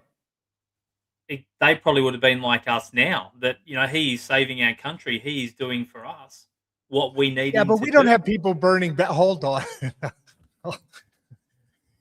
You're really good. You're a good debater, and it's fun to talk to you about it, because it's obvious we're on opposite sides of this. No, I have no. Seriously, I have no. Oh, don't even. I don't know enough. But the and you're right. The interesting thing, because Germans have been asked before, and they're ashamed and embarrassed, but they didn't know about the burning of the bodies, and it wasn't the war that was the bad thing, although the war was the bad thing, but it was the additional atrocities of trying to eliminate entire races, kind of like what Iran's government does to their own people. And right? What about? And again, I'm not on either side, but what about if that was us? What about looking back if that was us? Well, which one was us? Are you saying that there might be ovens out there that they're burning people? No, I'm just saying, what if I don't know if they could get away with that today. But hey, you know what? I'm glad we have these discourse, because these discussions of discourse, because here's the thing. We don't know about what all is going on. And we need, I call them watch parties. We started one out in California. It's actually very, very beneficial. And basically people, and you have to be of different opinions. Sit down, you have snacks, you have a party, right? Do we have to be of a different opinion? Like, this whole, like, say when somebody says something, and I take, say if you say something and I take it personally, what does that even mean? Like, I've taken something you've said and I've made it about me. So it happens a lot. That's what I'm getting at. Like, I see it. I see, like, relationships. Over here we've got rugby league. You guys have got gridiron. I see relationships, and they'll come to me. Oh, dude, hold on. I used to be an international rugby ref. Well done. Well done. I love rugby. I will see relationships. She will come in. They will come in as a couple, and she will say, our relationship is determined upon whether his team wins or loses on the weekend. If they've won, he's on the piss. God. But this is not far from the way we are with, guys like Joe Dispenza say 95% of what we do, by the time we're 35, 95% of how we see the world and what we do is unconscious patterning. And whether we like it or not, humans are domesticated. We're animals, right? You know, we are animals. Where if me and you were to go and buy a puppy, and you took the puppy home to your house, and I took the puppy home to my house, and we met up in 3 years' time, we've got two completely different fucking dogs, right? And I guess that's where I'd like to debate. It's like, how much do I know? I know fuck all. Trump might save the world. He might not. I actually seriously, I know it might seem like I'm challenging you, but I think my job is to challenge myself, because I don't know enough. I'm so far removed from all that in Australia that I honestly don't.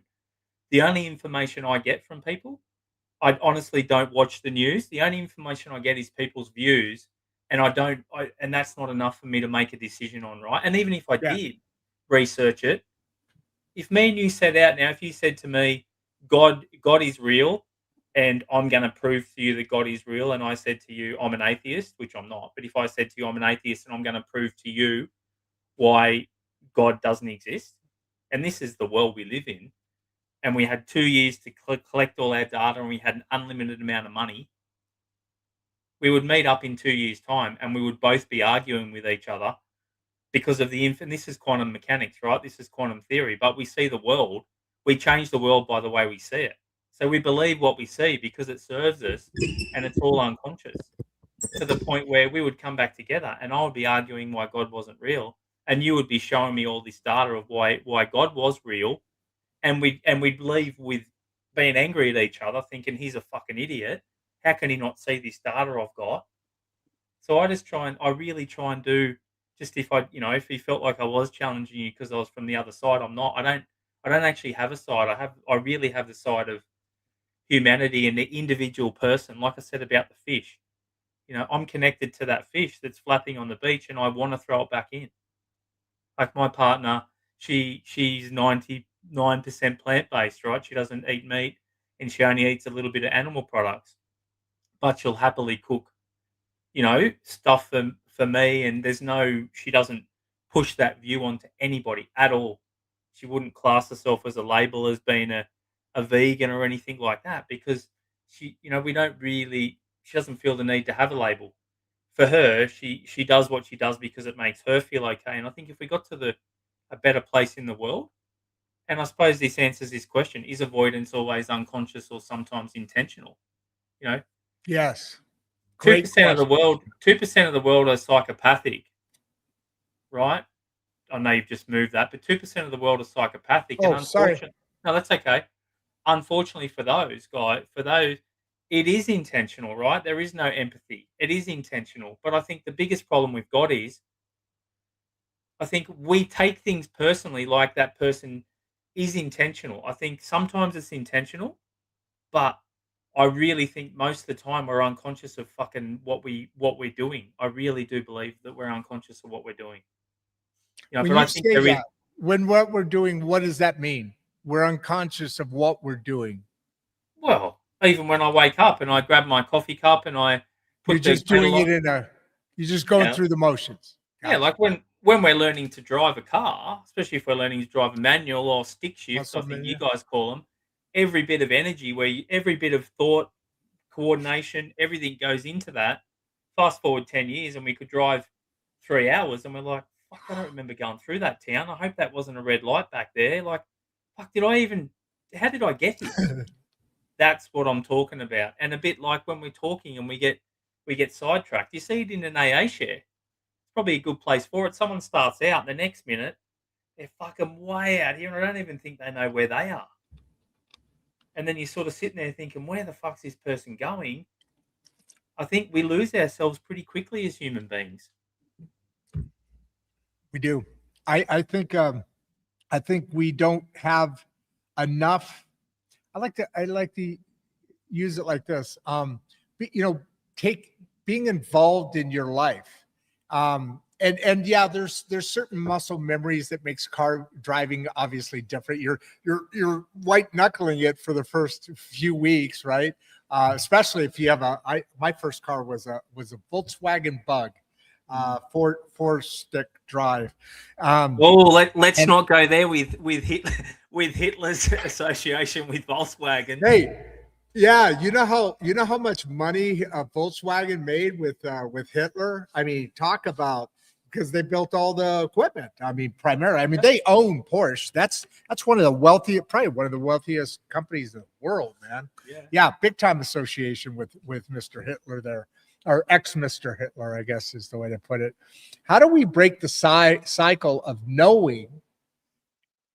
And we're talking about actually not knowing right now, but how we take the cycle of breaking that cycle of knowing but not doing, and that's really just kind of, again, having that dedication or that want or that desire, that knowledge, that knowing of the beautiful gift that's on the other side of that.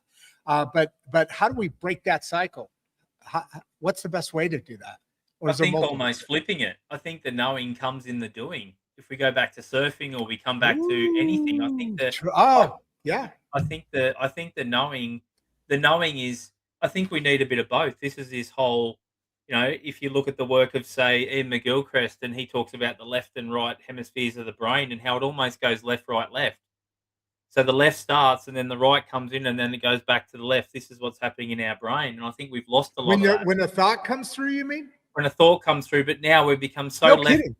left hemisphere dominant that we're not throwing it to the right enough anymore. We've actually become so left hemisphere dominant in our brains that we believe, because we know we are doing. I guess in the way again, it's like, just because I Great think I know point. something, like I know that I need to, back to how I started. I know that I need to compliment my partner 5 times to every time I criticize her. I tell my clients that in the first session. I had to wake up to a message from a client today saying, I really need a, I couldn't sleep. It's 3 o'clock in the morning. I couldn't sleep. Me and my partner have had another argument.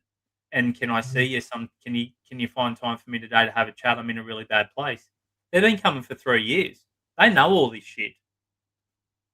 They know this stuff, right? But unfortunately, the doing and the knowing are two completely different things. We know we should eat better.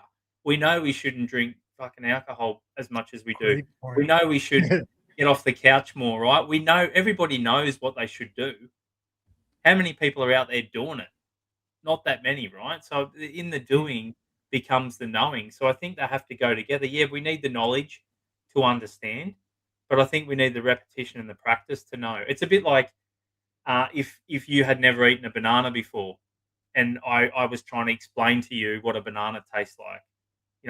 We could talk every day. I could come on your podcast for the next 10 years of 6 days a week, right? And we could talk for an hour and a half, and I could try and explain to you what a banana tastes like.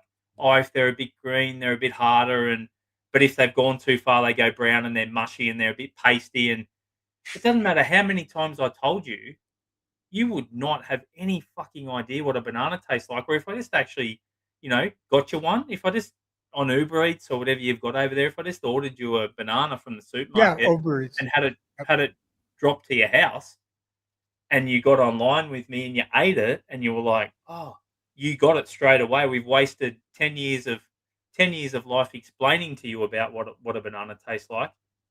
But you had to have the conversation with me to know, oh fuck, a banana even exists. Wow, I didn't know about this. Right, right.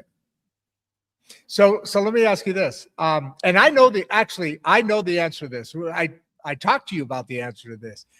I got a session from you or getting, I guess is a better way to put it. But the vulnerability to me is now where you probably like this word, my safe space. Sorry. Hey, I saw a chance to give you one. Good. Right? That was pretty good, wasn't it? Well, it's really good. Safe space.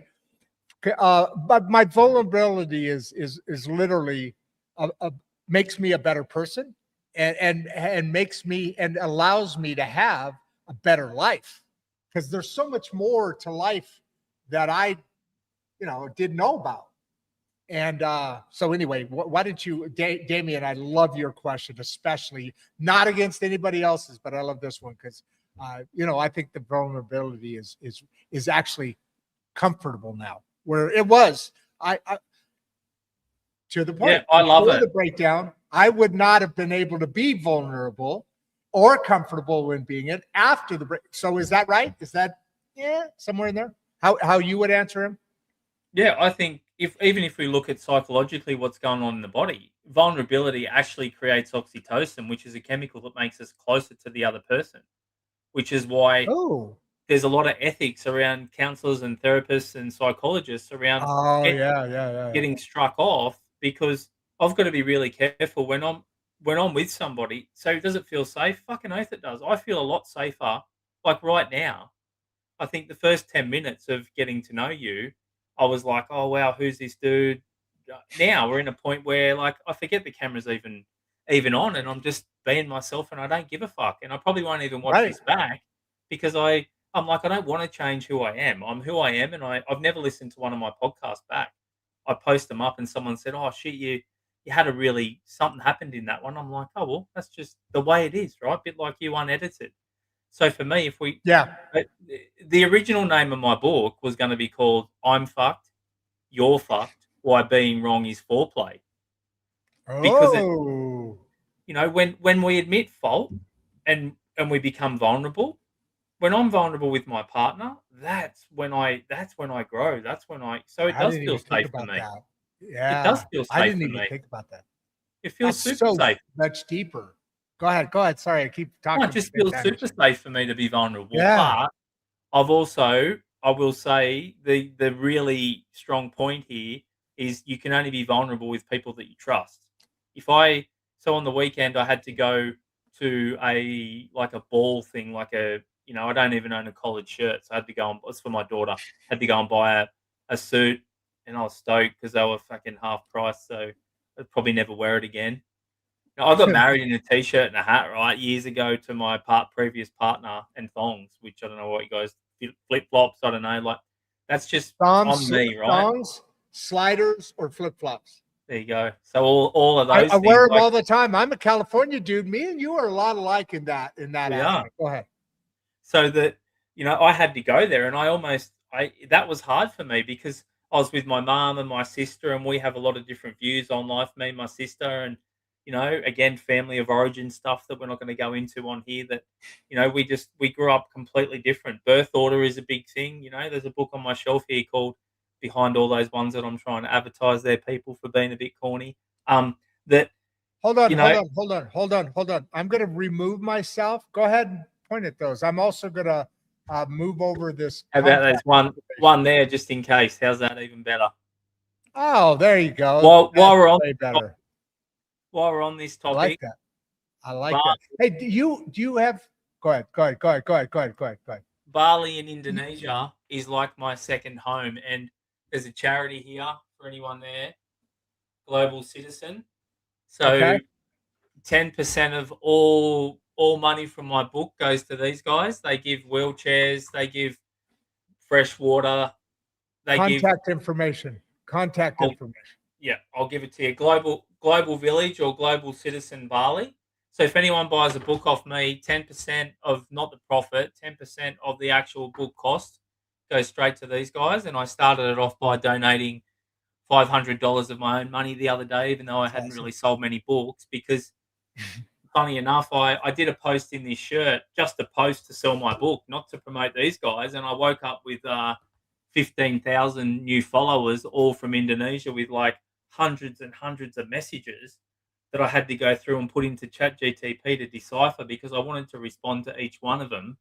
And they were all in Indonesian, and they were from Java and all these places. And you look at my my TikTok feed, and it was just like 230 English That's speaking funny. followers and 15,000. So for anyone out there who thinks I might have bought followers, it was like, wow, this is so. It was. I always wanted to do something with the book, so it was like that's now a thing that I want to do because I go and visit these guys when I go. I go to Bali probably 3 months of the year, on and off, and You know, for you us, know, it's you know. I mentioned producer Barbie, right?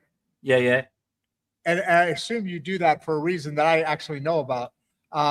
Her brother, Mark, one of her brothers, his name is Mark, lives in Bali. there you go. Has on and off for almost most of his adult life. He used to have to. He does it now because he got his visa changed in some Yep. way. But he used to have to like leave the island for what is it, a month every 3 months or something like that. I don't. Oh Well, I don't no, know. now He lives. now you can He just lives fly to there. Singapore and back as long as you Yeah. leave and Yeah. come back. Exactly. So you can That's what he have used to 28. do. You can have a month in Bali, and then you got to leave and come back, right? That's So where you he used can, to go. That's where he used to go. Yeah. yeah. Yeah. Exactly. Now he has a house there. He built a house right on the beach, Oh, and it's like a 3-level thing. It's awesome, man. for anyone that hasn't been there, you will not get a more warming, safe, And that's what I was lovely. going to say next. They love you. They love you. The people are the most amazing people in the world. My youngest son that I raised, who was Barbie's, but when he was 16, I sent him to Bali. 14, I sent him to Bali. He wanted to do it all by himself, which he did. He had to exchange. I think it was South Korea. He did the exchange on the plane. Okay. The flight. Yeah. But yeah, Mark's at surfs every day. Friends with the village chief, and I mean, they family, honor, everything. All of that is the built into the people. Built in the. I think they're a lot way better people than Hawaiian people are. I'm not a big fan of Hawaiian people, but Well, Bali's predominantly a Hindu faith, right? So you still get like there's so much. So when you're in Bali, good there's point. offerings, there's incense going all day. Like it's a very spiritual place where You're right. and it's starting to get to a point where a lot of Westerners are abusing that, right? They're abusing that where alcohol's cheap, food's cheap, and I think I start to see there's two types of tourists over there, right? There's the ones like me who love the people and like I'm quite happy just going in a village and hanging out and having lunch with them and Yeah. just Yeah. going to ceremonies, and then there's other people who Yeah. want to drink, like $1 beers and carry on like a fucking idiot. And I think, again, right, we've got this dualistic world that we live in. Do I like getting a massage every day? 100%. When I'm in Bali, I love it. I absolutely love it. But I'm Best not, thing. I love. yeah, I'm not running around trying to abuse them and trying to make it a drama because I'm the one with the money. And this is why Right. again this charity, like they're outside of, say, in Australia, we're pretty secluded from all this. We have a very good healthcare system, and we have things like the NDIS, which, if you've got a disability in Australia, you can get a package, which then will allow you to get support workers and therapists and transport and all these things. Where you go to a place like Bali, right, where life's cheap, unfortunately, and that's maybe the wrong word. It's just, it's very. So these guys, these global citizen, they actually have a cafe and they only employ disabled people in the cafe. So you're already trying to do an order off the menu, with a language issue, and the person serving you is deaf because they only employ, and that over there is unheard of because people like that get lost and they die, right? And that's the honest Oh, truth. They die. 100%. And Yeah. so places, I love to give where I can, and I think if we all gave a little bit, right, the world would be in a lot better place if we weren't so worried about, we're almost all like Scrooge McDuck, fucking swimming around in our money, and and it's only numbers on a screen, and we're going off topic again. But for me, I just wanted to pump that a bit for anybody that's even if you've got Absolutely. a little bit of money and you don't read, just give it straight to these guys. Bypass the book, just jump on there and give it to them guys, and because like I think $100 Australian gives a whole village fresh water, a filtration system because things are so cheap over there. So on the menu, it's pretty cool. You can order your nasi goreng and your coffee and your soft drink or whatever you want. Your soda, I suppose you guys call it, and you can actually then order, a water filtration plant for a village, or you can order a wheelchair, and the prices aren't over the top. Oh, that's awesome. That's very cool. Yeah. That is very cool. Hey, we got just a couple more questions and a few comments. Be sure and get that, and maybe even the Global Village thing, but be sure and get that contact information on the private chat. So I don't miss being able to put that. Also, we put all that contact information that you want to be contacted in. Told you this goes out live. Excuse me.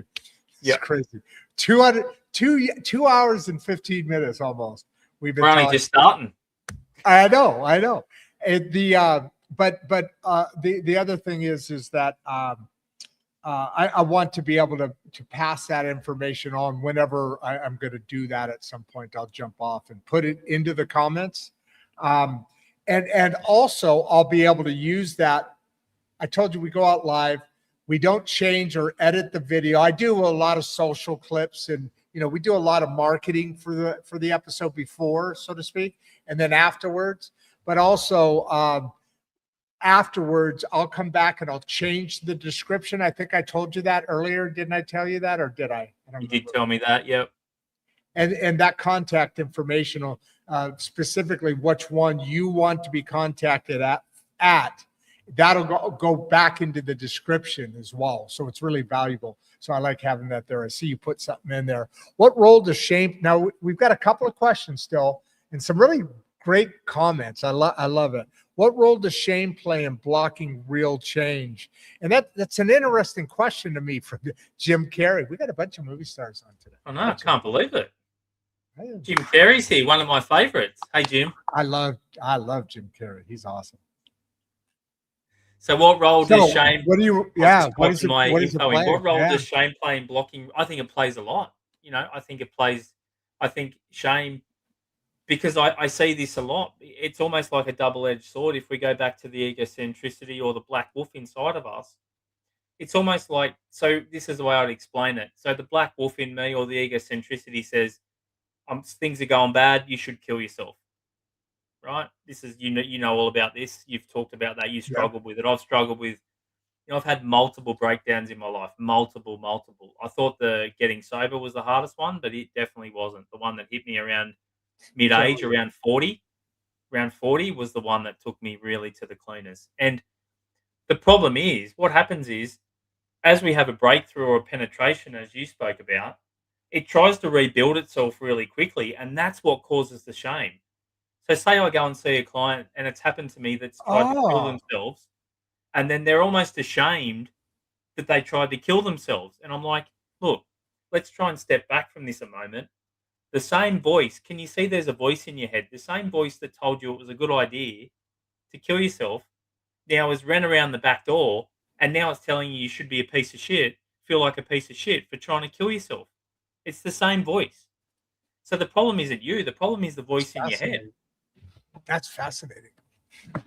That is fascinating. And I wonder why that. Why is that? Why do we do that?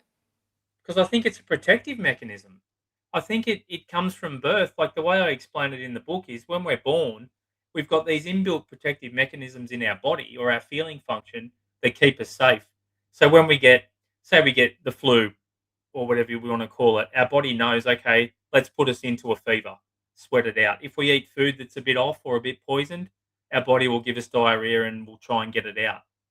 If we cut our arm, our body will coagulate blood and form a scab and heal us. So the body's got all these protective mechanisms in it.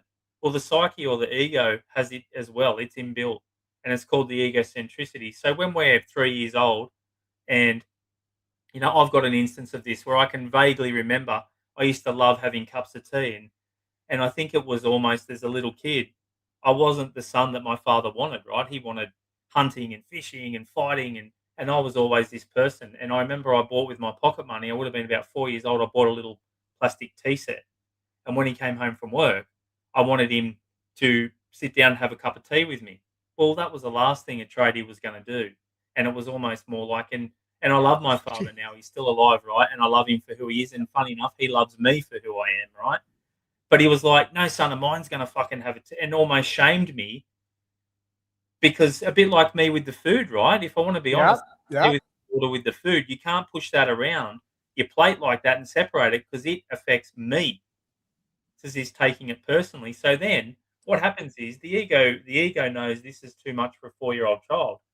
So it almost puts a little psychological barrier up. And this is the story of the Buddha, the story of, in the Bible, all these sorts of things. So when somebody says, oh, Rodd, he's a really good guy, but, he's definitely got a wall up, right? This would have been before, right? Before your collapse. This would have been like, he's a good guy deep down, but fuck, he's got a wall up as a businessman and all that. Well, that's what serves us, right? Because we're taught as kids, it's not okay to have an emotion. Do you guys, At kids' Christmas part, like birthday parties, do you guys ever play a game called like musical chairs and things like that? Yeah, absolutely. So let's just use an analogy there. So I'm 6 years old. I'm at a birthday party, right? There's 10 kids, 9 chairs. Okay, like it's pretty cruel. I know it's a game, and we don't have to live in a world where everybody gets an award at all. I'm not saying that, right? Like competition, and I get it. But the biggest part of this is so that it goes along. I lose. Okay, I've lost. I'm gonna have a fucking emotion, right? Because I've lost. It's human nature to have an emotion when you lost, because deep down I'm kicked out of the tribe, literally. Even though we live in 2026, my psyche tells me I'm banished from the tribe, therefore it's unsafe, and I'm going to have an emotion around it. It's either anger or sadness. But then I'm told, oh, come on, Chad. If you're going to have an emotion, mate, we're going to go home. If you're going to get angry, we're just going to go home. It's just a game. So I'm taught to stay over there. And then if I have an emotion, I'm shamed, right? I'm shamed for having an emotion. Of course I've got the shits. Of course I feel like shit. I've fucking lost. So then when I see two guys fighting over a car park now, in a car park, right? Two guys are almost punching each other out over the car park. What they don't realize is that's musical chairs. That's all the times we've had an event like that happen and we haven't been able to safely show an emotion, which then creates shame. Oh, And then we come back out on the topic and then we play pass the parcel, right? yeah. And you don't get a prize again. And then you talk, come on, mate, if you're going to carry on like that, we'll just take you home. Yeah. And that started as we were kids. It's just constant and constant and constant. Or, like, and you'd know this, you're busy, you're a businessman, you come home, your daughter or your son's drawn your picture, and you probably don't really even acknowledge it because for you, there's so much more to worry about. There's mortgages, there's fucking this, there's that, there's doing the yard work, there's Yeah. servicing your car, there's putting the new parts on your Harley, all these things that are meaningful to you. And what we don't realize is the picture that they've actually drew, which is a connection to us, we just look over that. And then that for them as well. So it's a rejection, right? So then what we do is we put a little wall up. The ego knows it's too much for us to realize, oh, fuck, dad's just rejected me. So it puts a little barrier up and tries to protect us from it. So pretty quickly, we end up literally being the egocentricity. So when this is what I say about the unawareness and the unconsciousness, we become egocentric in the world and we don't even know who we are. Man, that's fascinating how that actually works. It connects. I mean, I say this every once in a while. Not very often. I mentioned earlier, we get a lot of different experts on similar subjects. And then that way we get an ability to turn the lens and look at the same subject from a different angle. I mentioned that to you earlier. And very rarely do I ever say this, but every once in a while there's this conversation that blows up and really gets to open up a whole nother level of what I knew about in that from the experts in that subject, I guess I should say. And what you just said is this whole episode, the approach that you're taking is fascinating and obviously productive, and obviously something that we as a human species need more and more to do. More and more to do, because we're a long way away from being anything close to perfect. I got your email. This is what you want as a contact information, correct? Yeah, I've just gave you the Instagram and the TikTok as well. Oh, perfect. Okay. I'm going to bring on the oh no, there's actually two more questions and then a bunch of comments. People really love you. And when you start reading this, I'll jump on and put the other things on because we still got a little bit of time here. But can relationships expose what we avoid in ourselves? And I'm wondering how he means that. In that, is it your partner that is mirroring back and saying, "Hey, honey, you this is happening. This isn't a good thing," or is it when you're in a relationship, you expose yourself more? I'm not sure where Faz is going with that, but I love the question either way. Yeah, I love it too, and I think 100% it's something that I say a lot to people that we almost blame we almost blame our partners for shining a light on inside of us what we don't want to look at. So our partners don't create these problems in us. They shine a light on them, and there's a lot of written about this. We'll call it shadow work, right? 100%. Like, I've got so much in my shadow that who brings it out? Probably the person that brings it out the most is my partner, because she sees what I don't see. So I think, but being in a safe relationship where when she brings it up, she doesn't bring it up to punish me or to one up me or to be in competition with me. She brings it up to show me, hey, look, have you realized that when I say this, you say this back? Or have you noticed that when you get nervous, you got a little twitch that comes out the side of your cheek? Or have you noticed, and these are more physical things that I'm talking about at the moment, but have you Yeah. noticed? So, and the whole thing, it's a bit like, so my partner, a great person, great looking, right? She gets dressed at least 365 times a year, at least, if she only gets dressed once a day. Funnily enough, I said this to a client, and I'm going somewhere with this. I said this to a client yesterday. So there's the occasional time she comes out, could be a new outfit. She says, "What do you think of this?" Straight away, I've got to really, if I'm mindful enough, there's something going on there for her, right? It's either she's bought a new outfit and she wants me to tell her how good she looks in it, or she's Yeah. bought a new outfit, or there's a new something she hasn't worn for a while and she's a bit iffy about how it looks. So what I do is I ask the question. Oh, ho. Hey, I just realized something. I actually now have a hard stop. I didn't realize this was going to go so long, but I do need to. The library closes at 6. It's 5:30 here right now, so it's not like we have to leave But oh my God, 2.5 hours, dude. Go ahead with your story. We only have one more question, so we got plenty of time. Right. But I do have a hard stop now, I guess. That's all right.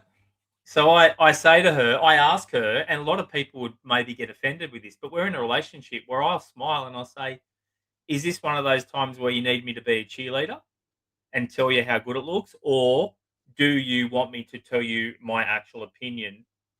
Because again, it's only my fucking opinion, right? It doesn't change really anything. But because she trusts me, sometimes she'll laugh and she's almost like, she doesn't say this, but it's almost like, I fucking hate you. Like, just tell me how good my ass looks in this, really, is what I think she's thinking, right? And I'll go, Probably fuck, where that she's looks going. fucking amazing. And other times she'll say, no, I'm a bit iffy about it. Could you give me your honest opinion? So this is the thing as well, right? Like, everything is so multifaceted that, does it bring it out in us? 100%.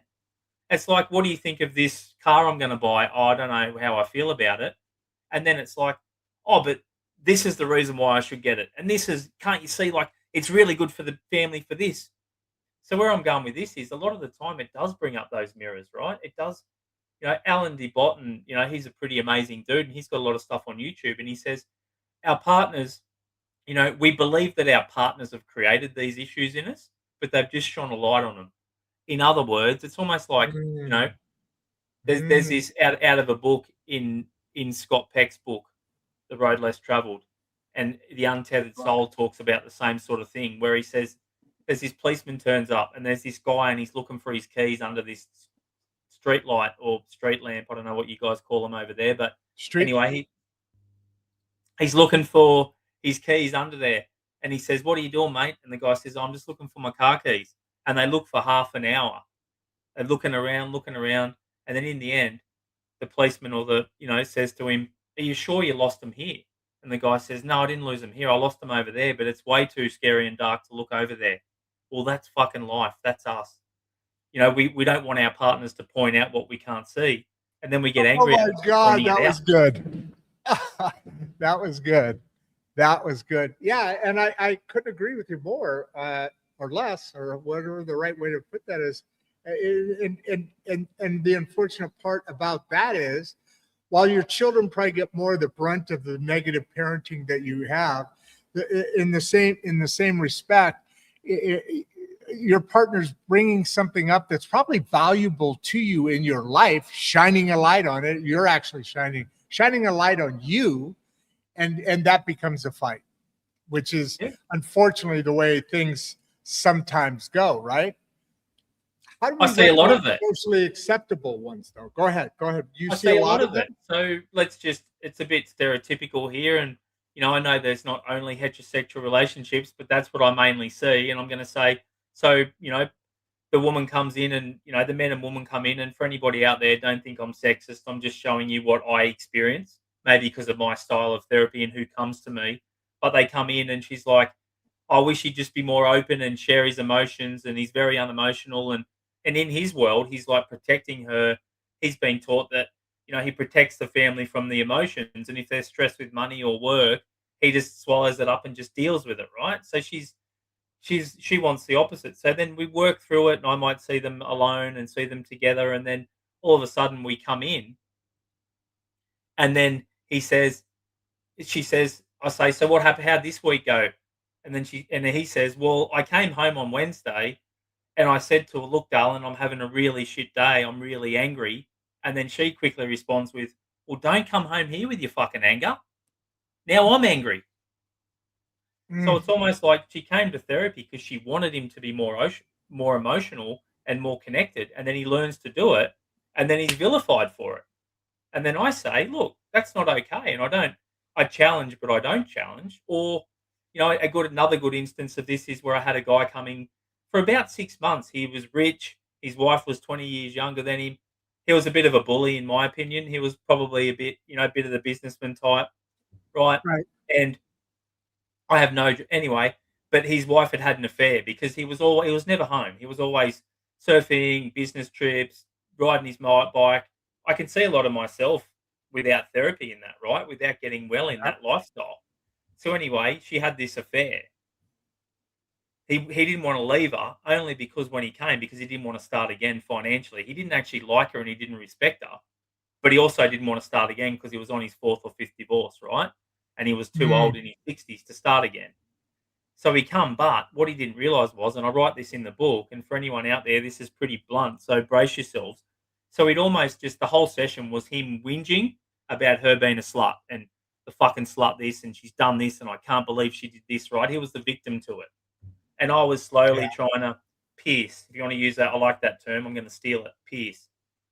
He was I was All trying to yours. pierce, right? And I couldn't get there. So I'd say things like, do you think you have a part in it? Or what? Fucking no. And then he'd go on again. Then next week he'd come in and he'd be like, oh, this fucking cunt at work's done this. So it was very much a lot of projection. But it'd always go back to his wife. So one day, pretty brazen, it could have went two ways. It could have been struck off.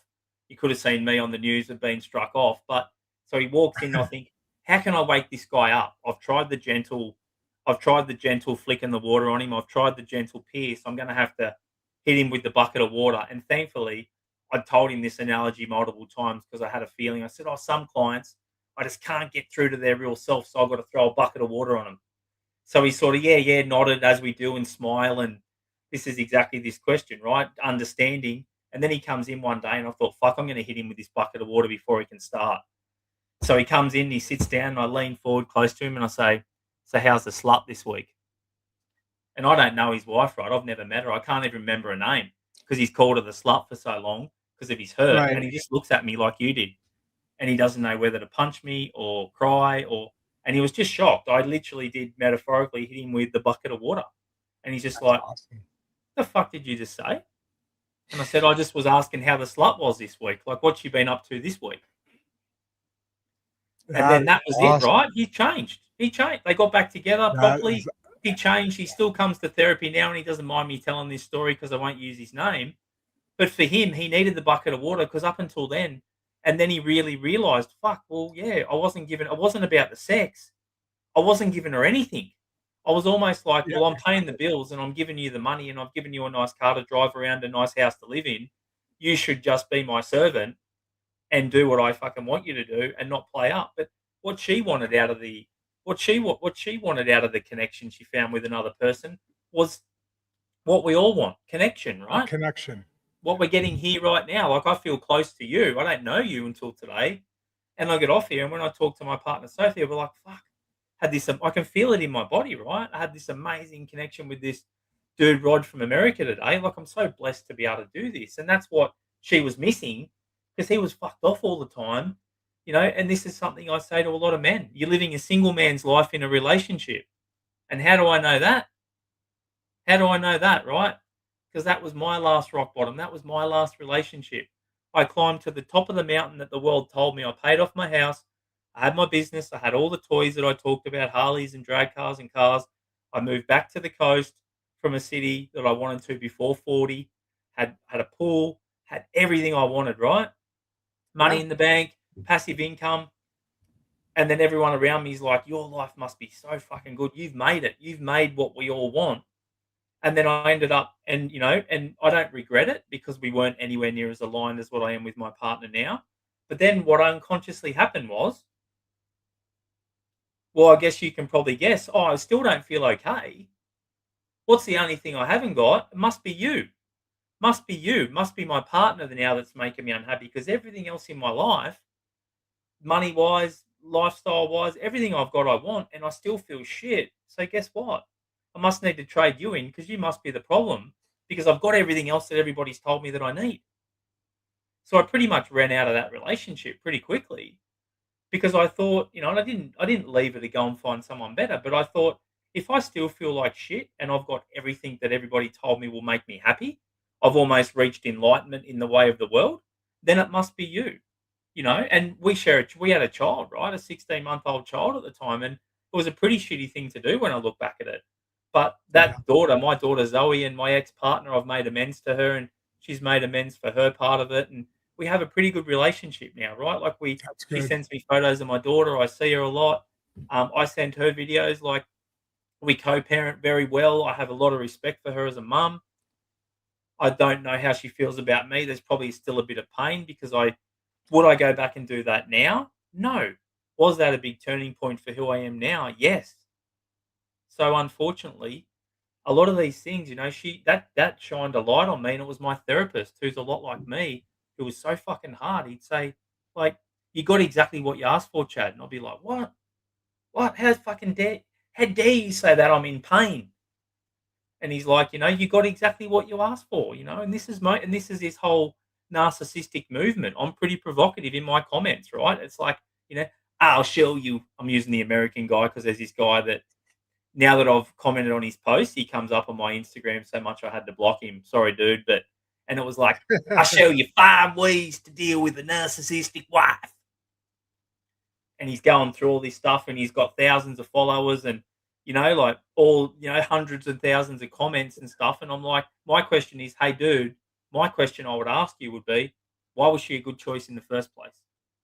If we Yeah. make it about her, we don't really make it about your choices. And I understand for anyone out there, I've written a chapter in the back of my book called Sometimes It's Not You. If you're in domestic violence or control or coercion, Yeah. Absolutely. but I'm going to be blunt. If you're onto your 5th marriage and somehow just magically you've married another abusive, but if you've married another abusive, controlling partner, right? Look in the fucking mirror, right? Maybe the choices you're making, because it's either super bad luck, you're paying off a karma from a last life, or you're not becoming conscious in the type of partner you're choosing, right? Because I'm the same. I've had multiple relationships. I'm not here to say, and I think every one of those has taught me how to grow. And I write about this in the book. Without every one of those, I don't get to here right now, right? But the partner I've got now, I really think, I would never say she's my lifelong partner, but we have so much in common and we bring the best out in each other and challenge each other that I think, for me, it's just what I need, and I think it's what she needs. And on top of that, she's amazing. That's awesome. Hey, listen, I've got a couple more questions came up. One you answered in the thing as I brought it up, which was perfectly timed. Yeah. Not perfectly timed, but I sound like Trump now, don't I? The most beautiful, awesome, never seen ever in the world before.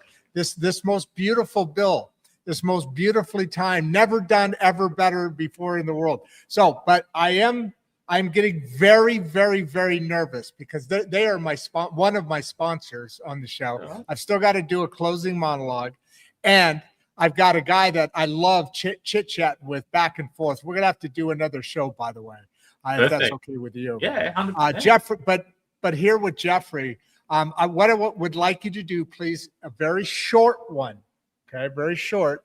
Would you please answer this question? How do we stay accountable without external pressure? And run right into what you want to leave your 500 fans with, and then do it, please, briefly enough to where I don't lose my sponsorship because the people downstairs are waiting for me to leave the building, which I've been here since 9. How do we stay accountable without external pressure? What I'm taking of that is, how do we want to change? You know, like if wanting to be a better human being, wanting to be a better person becomes a way of life, then you're not changing because somebody else wants you to change to suit them. You're changing because you want to be a better person. You know, so making it a way of life, a little bit of meditation, maybe listening to an audio book. We live in a world where there's no fucking excuse where you can't saturate your mind with something these days, you know. So what I would say is become self-accountable to yourself, and then the change comes from not because somebody else wants you to change, because you want to change. It's like, I'll quickly sum this up, but my partner's love language primary is is physical touch and words of affirmation. They're my bottom two. So I've got to work hard, because I grew up in a home where the only physical touch I got was a kick up the ass, and the words were not very nice, where she grew up in the complete opposite, right? So she likes to receive love through physical touch and words of affirmation, and they're my bottom two. So I've got to work hard. So rather than blame her and say, well, they're not my top two, bad luck. I've got to work hard to try and practice that, and I'll say to her, I realize I haven't been hugging you enough. It's not that I don't want to, it's just that I don't think about it enough, and I'm trying to work on it. So anyway, I'm not going to go into that again because I know it. But that's one thing I would say, you know, like learning the way your part, and this is how we'll finish. If I could give one bit of advice is, if you can set out to make your partner feel good, not to have to actually be the top dog in the relationship, and actually think, where can I be of service today to them? Like, how can I make them feel the best they can feel, rather than having to one up them all the time? Like, in other words, and funny enough, the two things coincide. Like, my primary love language is acts of service. Funnily enough, my partner loves to cook, right? And she's fucking amazing. That's maybe the Iranian part of her, right? Her dad's an amazing cook as well, right? So every day I get my lunch packed like I'm a little schoolboy. There's a homemade cake, there's veggies, and I'm not saying she needs to do this, right? But I do other things for her in other ways. She loves it, but I love it too, right? But so then when I open it and I send her a text or ring her and say, hey, I'm so grateful for my lunch, she's getting hit with the words of affirmation and I'm getting hit with the acts of service. So what we don't realize is, if we actually start to do this stuff, it changes everything. So what I want to leave you with, next time you have an argument with your partner and you feel like they're 95% in the wrong and you're only 5%, how about when you go back to them, focus on the 5%, forget the but, and just see how that goes. Because I know in my relationship, I think I'm 10% at fault and she's 90%, and she thinks the same thing. And then when we actually talk about it, if I just concentrate on my 10%, and it's how we say it. If I was to say, I'm really sorry I yelled at you, but I'm tired and I've had a big day, straight away, it sounds like I've justified the language, right? So remove the but. If I could say, I'm tired and really overexhausted and overwhelmed, and I shouldn't have yelled at you, and instead of but, and flip it around, that changes everything, because I'm owning it at the end. Most of us say, I shouldn't have yelled at you, I'm really sorry, but I'm really tired and I'm cranky. So if you were to say, I'm really tired and I'm cranky and I shouldn't have yelled at you, fuck, does that change everything? I can feel it in my body. I can feel it. So and then she says to me, yeah, and I probably should have been a bit more aware that you were tired, and maybe I could have had blah, blah, blah together, and then it's all over. Done. Yeah. Awesome, dude. Hey, give everybody a big wave, man. You freaking knocked this out of the park. I'm going to close this up. I'm going to have to do a quick close, and I'll meet you in the green room back there in a second. Keep your nasty little fingers off the green chocolate-covered peanuts, and give everybody a big wave. I'll see you on the other side. See you guys. Thanks for being here. I'm so blessed that I got to see you all. Yeah. That was awesome, folks. That was absolutely awesome. And I'll add to, you know what, Chad, I'll add to what you were saying there a little bit, in that I heard this great example. And you know what? Fuck you. Stay with me. Because I wish I would have met you 20 years ago, because I probably would have made producer Barbie's life much more happy, because I didn't know any of those things that you talked about. And I heard a story once from somebody recently. It's amazing how you hear all the stories that you didn't ever hear before when things change in your world. And sorry, I've got the sun going down here, so I've got this a whole light changing thing that's going on here, and it's almost 6 o'clock here. But anyway, what I was going to say is it's fascinating to me that I'm starting to hear these newer and better things, let's just call it. And there is a comedian, and I think he might be Australian. I forget his name. Tall guy, always wears suits. A really, really, really clever dude. Very intelligent too. I think he's from the UK actually. But anyway, he tells a story. He says, everybody should be 50-50 in the relationship, right? And talking, Chad, about the relationship example you just gave. And I love this story in that it's never 50-50. May average out that, because some days you come home and you're a 10, like he said. So I gotta be a 90 on those days. I gotta be there more. Some days I come home, I'm a 40. My partner's got to be a 60. So and you do this throughout a life. You're there to be there for your partner.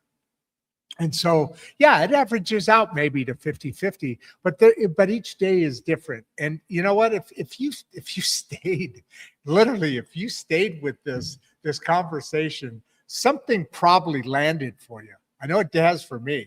Maybe it wasn't a comfortable thing. Maybe it wasn't comfortable. Maybe it wasn't inspiring.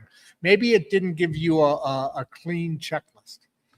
But maybe, just maybe, it held up a mirror. And that's the point. Because awareness without ownership becomes another shield, or I like to call a mask, as we were calling towards the end there, right, Chad? Insights without action becomes another addiction. Language without embodiment becomes another costume. And the great middle class does not suffer on this subject, does not suffer from lack of information. We suffer from avoidance. We suffer from exhaustion. We suffer from relationship fragility. And that's why these conversations really do matter. Now, here's what I need you to do. First, subscribe to our YouTube channel, not casually. Do it intentionally. Watch more than one episode. Watch different kinds of guests, and start to understand the ecosystem we're building here. And second, share this episode. All right, not because it's sensational, which it is, but because it's honest. Send it to a partner. Send it to a friend. Send it to someone you've been quietly frustrated with for a while. Or better yet, sit with it yourself. Third, check out Chad's work. Listen to It's You. It's you. Oh, fuck. It's me. Love that. Explore his conversations. They're on YouTube, as he mentioned before, and we've got the contact information right there in the chat, just for you.